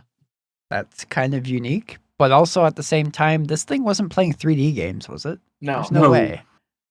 So at the same time, it's like, what are we doing with a joystick when we're just playing 2D games? It's a quickie stick. Yeah. I mean, from what I've heard from people that have we're getting used into it, it's functionality amazing. there, but yeah. Is it? Yeah. Interesting. I'm curious. It's a handheld I want to track down at some point because there are a couple of Mega Man games available for it. Pocket Adventure is very good. Oh, yes. There was a Sonic game which was our introduction to like, why does nobody talk about this handheld? Oh, these things. I expected this to priced. be. Yeah, I mean, I'm looking at an auction right now. 5 hours left at 130, at like $100. The wildest thing about Sonic Pocket Adventure is it's the only IGN review for a Sonic game That's 10 out of 10. Wow. Which I don't agree with, but okay. This thing's got some pretty interesting color options too. Mm-hmm. Okay, I am feeling better about the where we put it. I'm feeling better about the A now on the pocket color. That's pretty cool looking. Mm-hmm. Meanwhile, I'm over here dying internally at seeing the $200 plus Mega Man games. Rip. Wonder if they make a flash cartridge for this thing. Who knows? Or like an SD card, like mod or something. Yeah. That'd be kind of cool. Anyway, next up from is this Bandai that did the They Wonder do. Swan? Yeah, there's a Neo Geo Pocket flash card available from like Stone Age Gamer. Nice. Yeah. There you go. Yep. There you go. Next up, though, we got this is Bandai, right? The Wonder Swan? Yep. Mm-hmm. Yeah, the Bandai Wonder Swan, the Wonder Swan color, and the Wonder Swan crystal. Lucas has the Wonder Swan OG at C. Neal has it at D. I have it at C. I think it's C, right?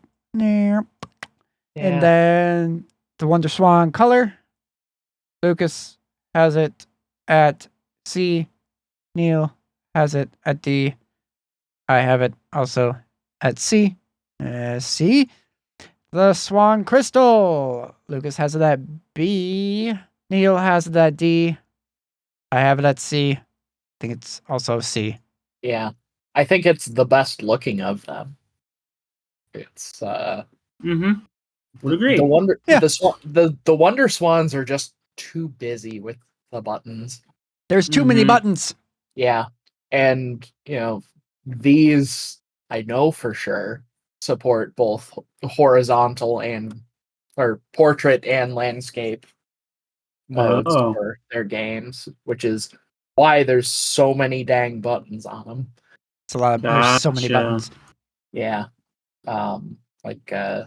There is exactly one stage in Rockman and Forte Mirai Kara no Chosensha that has a vertical stage layout. So like its usage varies by game. Yeah.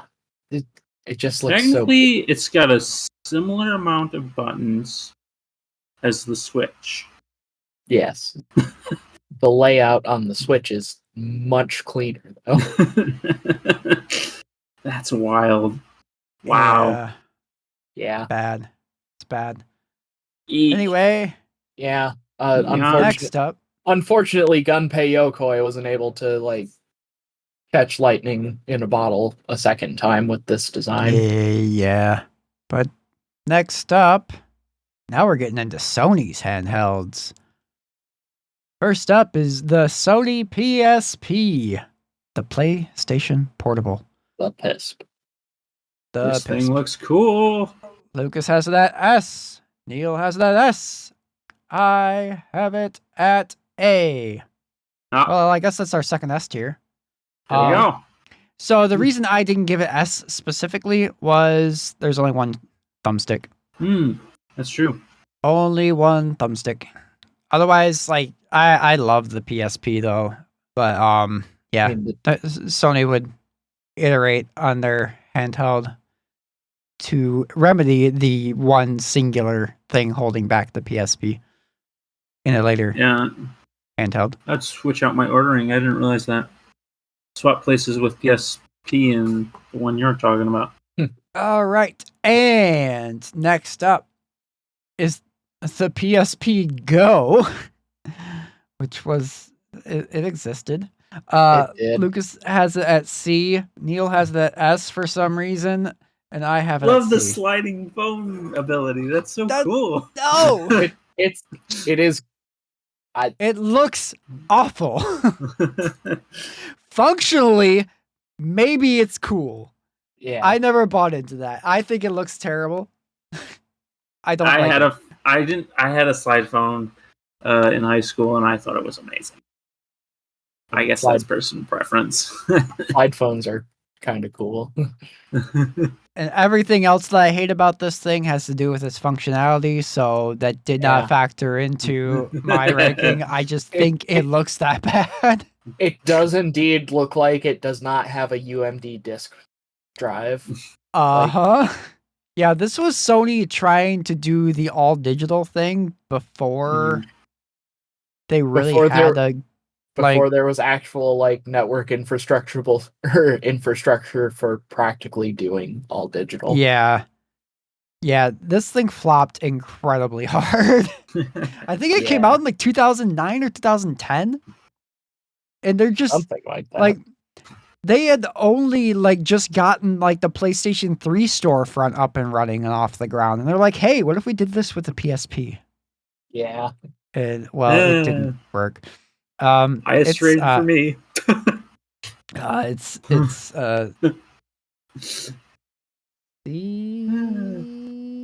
I think the later line of like Sony Ericsson smartphones that included the PSP functionality probably were a better value proposition.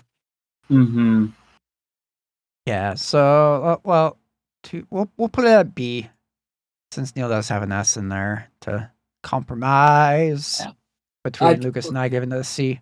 I do like the slide up screen form factor because it does make it a little smaller without having to do something like a clamshell design, but its uniqueness does not make it a good handheld necessarily. But I don't think it was necessarily smaller, like completely smaller than the PSP regular though.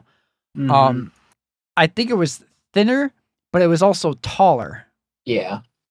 Okay, then it's actually kind of big. I think. I mean, I've never actually held one in hand. Me neither. It could be the same exact size screen as the PSP, in which case I'm talking on my butt here, but it's B tier. We'll put it at B. Anyway, moving on to the next Sony handheld, and a very, very good one. The PlayStation Vita. You know, Vita stands for, Vita means life, because life depended on Sony's handheld division's life depended on this. And Sony's handheld division. PlayStation Vita. Lucas gave it an S. Neal gave it an S. I gave it an S. It is S tier, where it belongs. Looks cool. It does. So you mean to tell me it's the PS Vita for like the same reason that Final Fantasy was named Final Fantasy? I mean, yesn't? I mean, I'm sure that's not like I don't think like they were on their like last legs when they were developing it or anything. Like it wasn't like, but the Vita did not succeed, and it was the last Sony handheld. Mm-hmm. So I mean, put 2 and 2 together, I guess. Yep. Unfortunately, like they didn't give it the chance to succeed, though, was also the thing.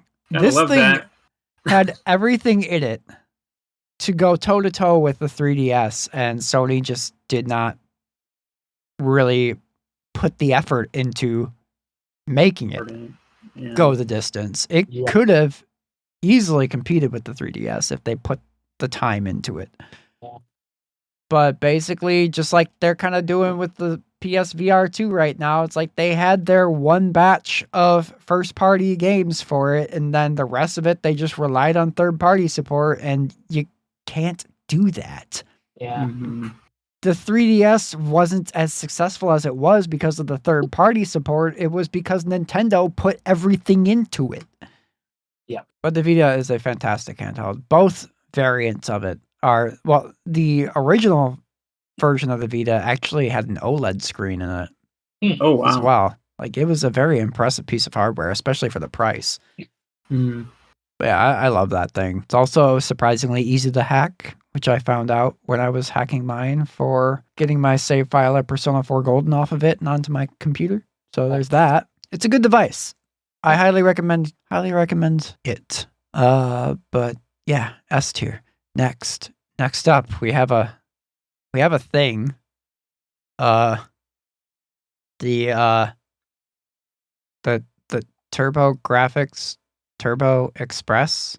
Yeah, That's a thing that exists. it is. Um, There was a TurboGrafx handheld. apparently, yeah. Lucas, you had it at D. Neal had it at D. I also had it at D. This thing looks like a walkie-talkie. It does. Or like a portable handheld television, Mm-hmm. which it doesn't help that I've also seen that there is a Turbo Vision accessory for the Turbo Express, which Oh my. you know, like the Game Gear, gives it TV tuner functionality. This And looks so my. stupid. I'm It sorry. It looks bad. it's weird to say that because ostensibly it's a wholesale ripoff of the Game Boy.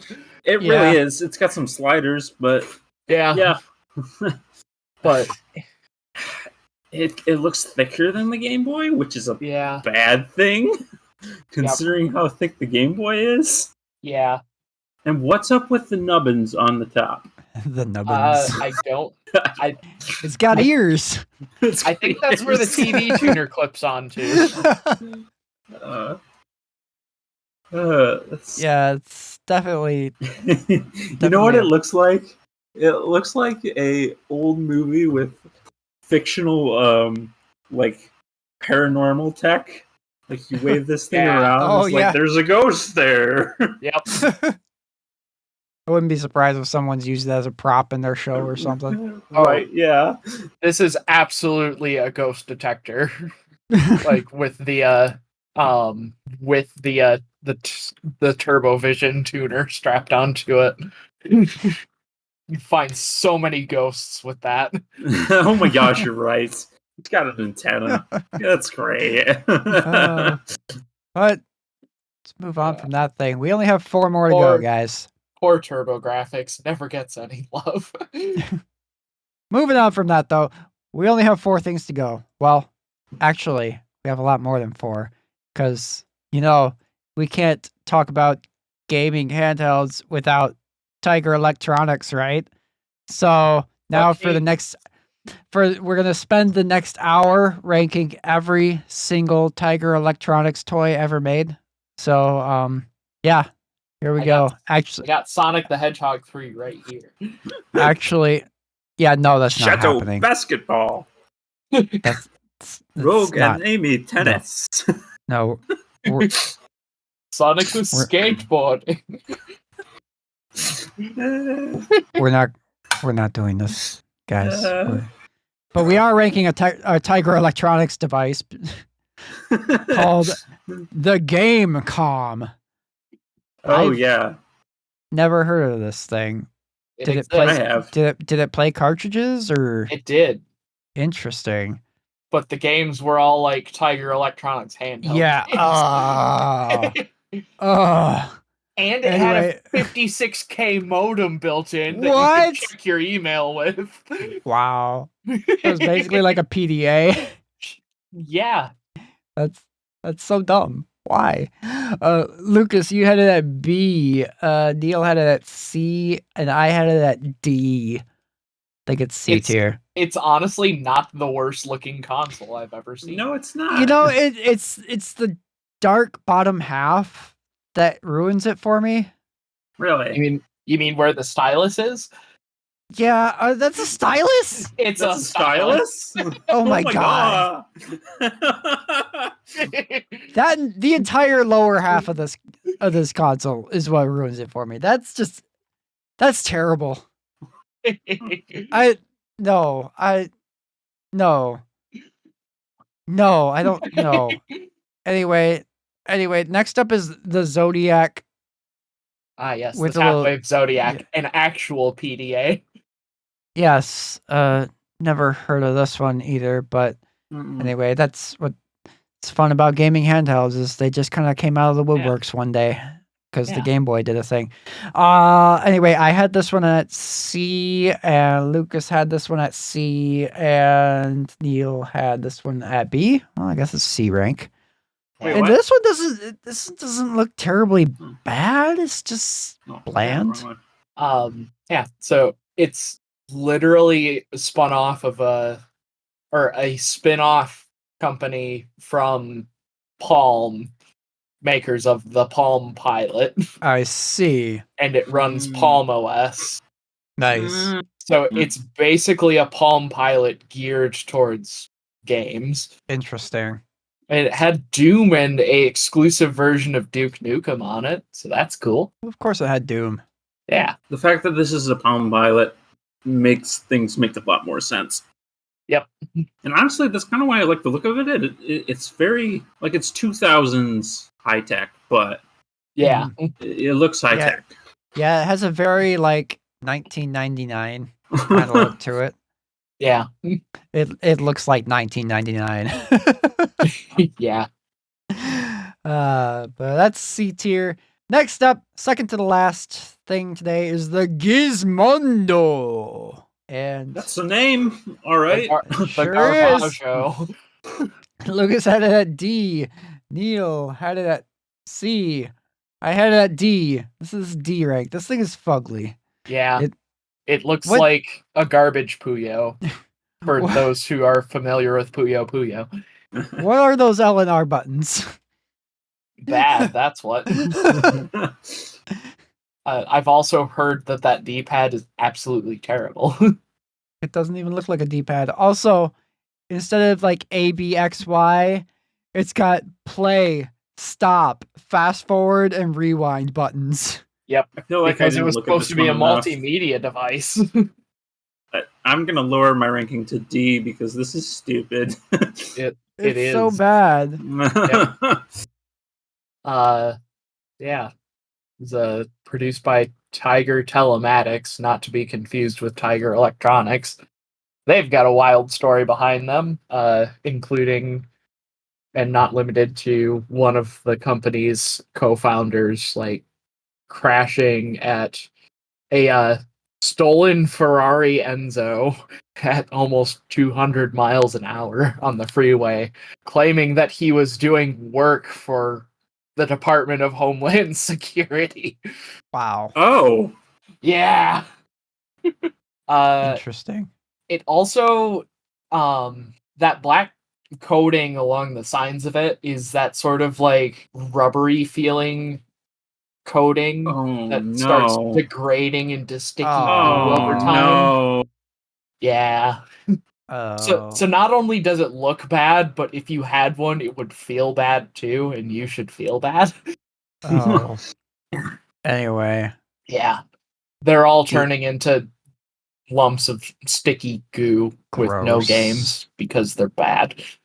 It's Yeah. literally the worst selling handheld game console of all time. I wonder why. Yeah, that's pretty easily D tier. Our last gaming handheld for today. You might know what it is. It's the only one we haven't talked about yet. The only one of consequence that we haven't talked about yet, I should say. Because there are many, many, many, many more gaming handhelds that we could talk about. Yep. But we're not gonna, because like ever since the Switch, guess what? Just like with the Game Boy back in the day, Everyone Nintendo wants a Switch. portable console. Yep, the Nintendo Switch became a success for Nintendo, and now everybody wants to do handhelds again.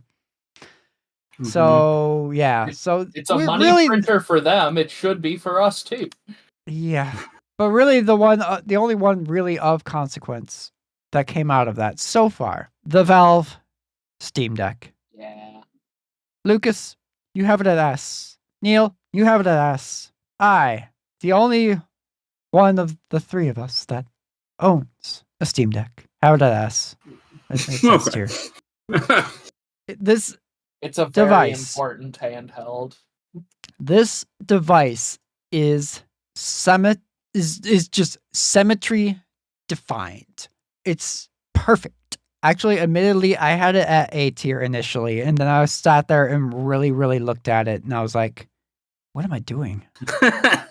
What am I doing? This thing is so perfectly symmetrical, and it's just very, very satisfying to look at. Mm-hmm. And it looks good in white, by the way. Yeah. This is like what the Switch would look like if they weren't sort of aiming it at kids and having this sort of toy look going on. This is Yeah. This is your father's Switch. Not your father's root beer. Yeah, Steam Deck's pretty darn cool. Yeah. Yeah, we did forget. And it runs One. Linux. Well, we forgot half of a Sony handheld, I guess. Oh, 'Cause yeah, it that's is- true. Because it is kind of a handheld. I mean, it is handheld, but it's not a gaming console. Yeah. It's just a device. It's kind of Yeah. like a controller with a screen on it, basically, is what it is. Mhm. But the PlayStation Portable, not Portable, Portal, God, Mhm. it's got the worst name. The other PSP. They cut a DualSense in half and glued a screen in between them. Yeah. It exists, Honestly, but I wouldn't yeah. call it a handheld console. no, it's not a handheld console, so that's why we're not ranking it today. Yeah. It is a gaming handheld. I guess it falls under that criteria, but the second you add the little fine print text of console, Yeah. Mhm. it disqualifies. It's also not on the handheld game console Wikipedia page, which is what I based this on. exactly, Or actually, because Lucas it's based the list, but- exactly Yeah. because it's not a console. Uh-huh. You know, Yeah. if So- anything, it's more akin to like the Logitech G Cloud, which is purely a game Yeah, streaming device. Mhm. yeah. It I mean, in itself cannot play games. It just receives them from your gaming service, or in the yeah. PlayStation Portal's case, your PlayStation 5. And then Yeah, we I have mean, stuff with Steam Link on your phone, it's a similar thing. True. Yeah, wait a minute. All of our phones play games. It's true. Do we have to rank Next every single episode, phone? ranking. Next episode, ranking every smartphones. single smartphone Yep. based on their looks. Uh, but yeah, so if you're wondering, now that we're at the end of this, now that we have our complete ranking tier list, you're wondering why we didn't do the PlayStation Portal. Well, it's not technically a console. If you're wondering why we didn't do PC gaming handheld X, it's because there's too freaking many of them now. Yeah. So we picked the best one. Yep. And that's Yep. it. And honestly, it's the closest one that resembles a handheld console of any of them that are out. And it's also the one that is most gaming first Yeah. because it is built from the ground up around that. Like all of these other ones that run Windows, it's like you still have to navigate through Windows before you even start your gaming. Yeah. Where the Valve Steam Deck boots directly into basically your Steam library. Yeah. And it functions like just a handheld game console. Yeah. Like it is a computer, but it functions as a game console first, Yeah. where all of these other devices don't. Yeah. What is it? The ROG Ally and the Lenovo Legion X and the MSI Claw and And like all of those like G-Win or whatever they are, and yeah. like all of these things, and like the Retroid Pockets, which aren't computers like these, but they're like retro game emulation devices and stuff. Yeah. They're there's- like Raspberry Pis slapped in a handheld chassis. Yeah.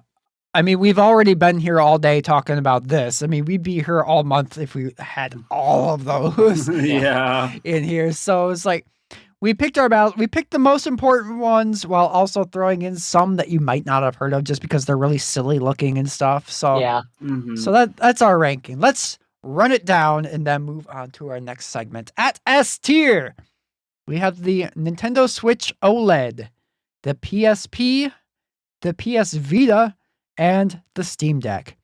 At A tier, we have the Game Boy Color, the Game Boy Advance, many varieties of Nintendo DS and 3DS. Hey, say 'em all. Ugh, I don't even remember what they are based on these pictures. The DS Lite, the DSi, the DSi XL, the 3DS OG, the 3DS XL, and the new 3DS XL, and then the Neo Geo Pocket Color.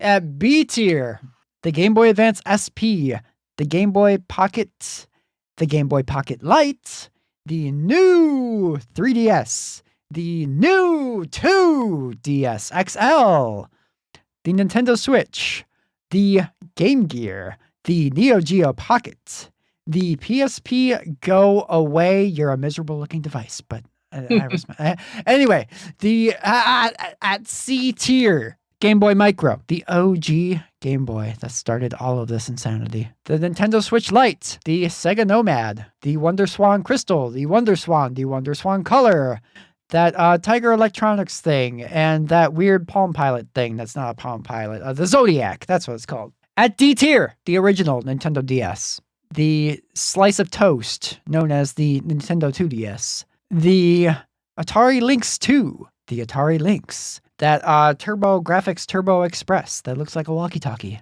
Yep. and the Gizmondo. So that is our official TOGP tier list of gaming handhelds based on how they look, not what games they play, especially not how they feel in your hands, Lucas. Well, How they look. It looks comfortable to hold. Just how they look. Yep. That's it. The most scientific way to judge something is just to look right at it and judge it based on that. That's what we did. Judge the book by its cover. Yes. Yes.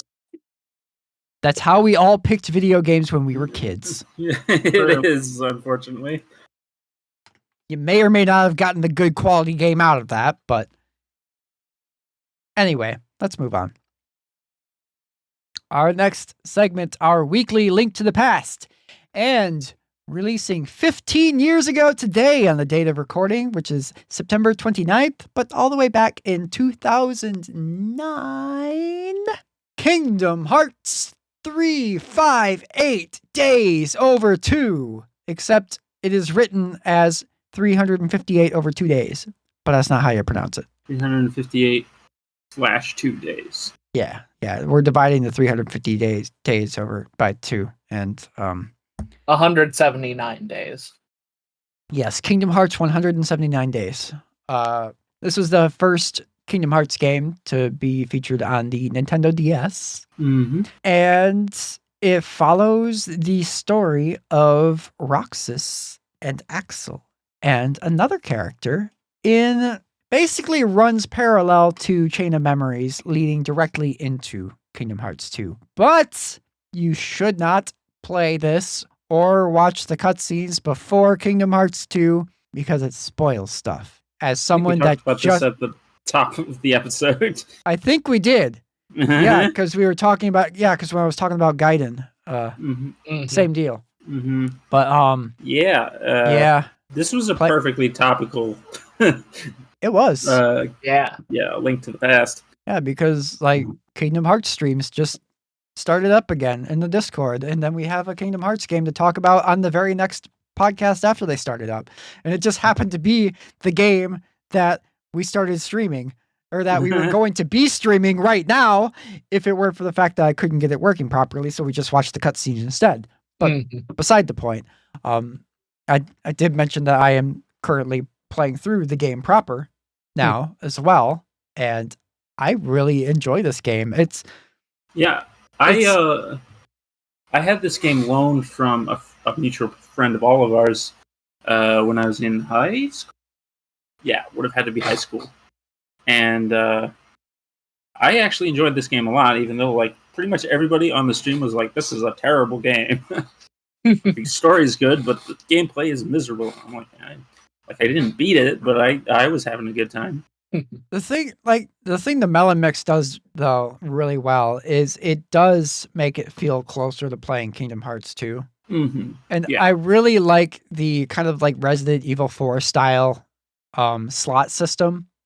Basically, all of your moves and inventory and stuff is basically on a little grid and stuff, and then you unlock as you complete more missions, expansions to that. But you have a limited amount of space to put in your magic spells or your special abilities and stuff, like a dodge or block and stuff, or your items and everything. So you have a finite amount of space starting out. So you have to really make good, efficient use of that, which is really fun. And then like the mission-based structure of the game makes it perfect for playing it handheld also, which is I've been playing it on Steam Deck. Honestly, what I prefer is, or would have liked, would be if they had made a remake of this game using the Dream Drop Distance engine on 3DS. I think that would have helped this game a lot. Well, they should have just remade this game instead of giving us cutscenes. Yeah, that's true too. Yeah. I mean, yeah, the thing is though, like, this game really deserves to be played in its entirety. So it's like, it's really kind of sad that they just did the quick and easy thing and ended up in the process cutting out so much of its like exposition and stuff like that. Like, you miss out on so many character moments in the cutscenes because you're not getting all the in-between stuff. Because in between every mission, you're just walking around this room and all like the organization 13 members are hanging out there and they'll talk to you and you get these small character moments with them. It's pretty cool. And yeah, it can be monotonous at times. It is. And there's definitely bits, but I find that in all Kingdom Hearts where it's like, I'm just trying to get through this combat section as fast as possible so I can get to the story. But yeah, like I said, I find that in all Kingdom Hearts games. Yeah, but like I said, like I've kind of gotten like full on obsessed with Kingdom Hearts for the first time since before I got to Hollow Bastion in the original game. Wow. 20 years ago. Like I am at peak obsession with this franchise now for more or less the first time in my life. Like I really loved the first game up until I got to Hollow Bastion the first time, and then like that was my experience with that level is what really soured me on the series way back then. So like finally breaking past that by replaying the first game for the first time in 20 years last year and then playing 2 for the first time and like now experiencing as much of the story as they gave us in the cutscenes from this, and now experiencing the rest of it through playing it and stuff, and now playing Birth by Sleep and stuff. It's like I am in this. I can't wait to hear more about Kingdom Hearts 4. Like everybody likes to complain about how difficult to comprehend the story in this series is and stuff, and it's like they lament how it's broken up between all these different games on all these different platforms and stuff, and like, you know, fair. Yeah. But what I've learned to do with it is to just embrace the weird, have some fun making wild off the cuff theories about it. And then in the end, it does come back around and it clicks every single time. It did it with Kingdom Hearts 2 by the end. It did it with Days by the end. Like everything just kind of clicks. And then you're like, at the end of that, you're like, whoa, dang, I was like dead on with that theory I had. Or maybe it's like, whoa, holy crap, I was way off, but that's part of the fun. And I really enjoy that. So like I started Birth by Sleep last week, Tuesday. I'll be continuing it the night this episode goes live, and I'm really looking forward to that because I'm loving this series now. Yeah, and one thing, because I've gotten so obsessed with it, is like I've started to look up some videos and stuff, just like the YouTuber King K does a lot of fantastic retrospective videos. They're really, really well produced. I love his Pokemon videos, but I went and I looked up his videos for all the Kingdom Hearts games that I've completed so far and stuff this past week. And I listened to his retrospective on Days, and he makes a really good point that the mission structure, feeling as repetitive and monotonous as it does, kind of puts you in Roxas's shoes, because he's just kind of drifting through life throughout these 358 days, just kind of existing, really. And that really kind of puts you in the shoes of like what it's like to just drift from day to day, doing this monotonous busy work just because your boss has told you to, sort of thing. And it really connects you with the character in that way as well. So as I've been playing it, I've been like, yeah, this is kind of repetitive, but it's just like, you know what? I'm going to get to the end of this mission. I'm going to go sit on top of that clock tower and eat ice cream with my best friend and have a great character moment. And I'm looking forward to that. Yeah, I really like this game. I am glad I'm finally playing it. Yeah. Happy birthday, Kingdom Hearts 3, 5, 8 days over 2. And let's move on, because that is the end of episode 60. Lucas, where can they find you outside the podcast? Find me on Linktree at linktr.ee/karn_evil_999. Got links to my Twitter, same handle, links to my YouTube channel, where I put up long plays of the games that we feature for our That One Game series of episodes. Phantasy Star Online is in the process of fully going live, quite a lot of parts, because it's 26 quests plus having to beat forest, cave, mines, and ruins. Yikes. To finish the game. So it's going to be ongoing for a while, so tune into that. It's been quite popular compared to some of the other That One Game videos I've put up. So hell yeah. And also links to join the podcast Discord, as well as catch up on the back catalog of the podcast, and you can add me on Steam too if that is a thing that you want to do. Again, that's linktr.ee/karn_evil_999. All right. And where can Neal be found outside the podcast? I can also be found on my Linktree, linktr.ee/VMK9. I've got links there to my Twitch, where I do Minecraft Monday, and my Twitter or X or whatever, and also links to the gaming podcast. I still need to update that. Before I pass it over to you, Colin, though, I just happened upon there was a Sonic game for the game.com, the Tiger one. Really? Yeah. Interesting. And it featured the first zone from Sonic 2, Sonic 3, and Sonic and Knuckles. Huh. It's got worse screen crunch than the GBA port of Sonic 1. I bet. Not that much more screen crunch, but a decent amount. Also, since it's a game.com, it's in black and white or grayscale. This looks horrible. Anyway, Colin. It looks better than the Tiger R Zone. They decided to try and copy the Virtual Boy on that one. Gross. Anyway, you can find me on Twitter at Delicious Morsel, and also YouTube at youtube.com/deliciousmorsels and youtube.com/@deliciousmorselsmusic. I have been uploading my Chrono Trigger covers to YouTube lately. Most of them are live now. I think there's only one more that has to go live, which will be a little over a week. Actually, no, a week from today. Yeah, a week from today. But going live the day after this episode goes live on YouTube is my cover of Dearly Beloved from Kingdom Hearts, because I mentioned I was really obsessed with that. So I recorded a cover of Dearly Beloved to capitalize on my obsession. And that goes live the day after this episode goes live on YouTube, hopefully on streaming platforms also. We'll see if they do go live when they should. Then there will be links to those with the video. If not, then they'll be following behind shortly, but we'll see. Licensing is kind of a butt sometimes, but I've also got links to my Spotify and Apple Music profiles in the link below, in the description down below, so you can follow me, and then when that song does go live on streaming platforms, you will know. And then also, like I said, Kingdom Hearts streams are back in the Discord every Tuesday night at 7 p.m. Eastern. I am playing Kingdom Hearts Birth by Sleep for the first time ever. Come hang out and just have fun with us. It's a great time.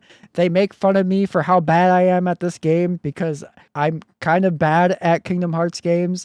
I still like them, but I'm kind of bad. So come hang out and do that. And also, just throwing it out there, twitch.tv/deliciousmorsels. Maybe consider going and giving that a follow.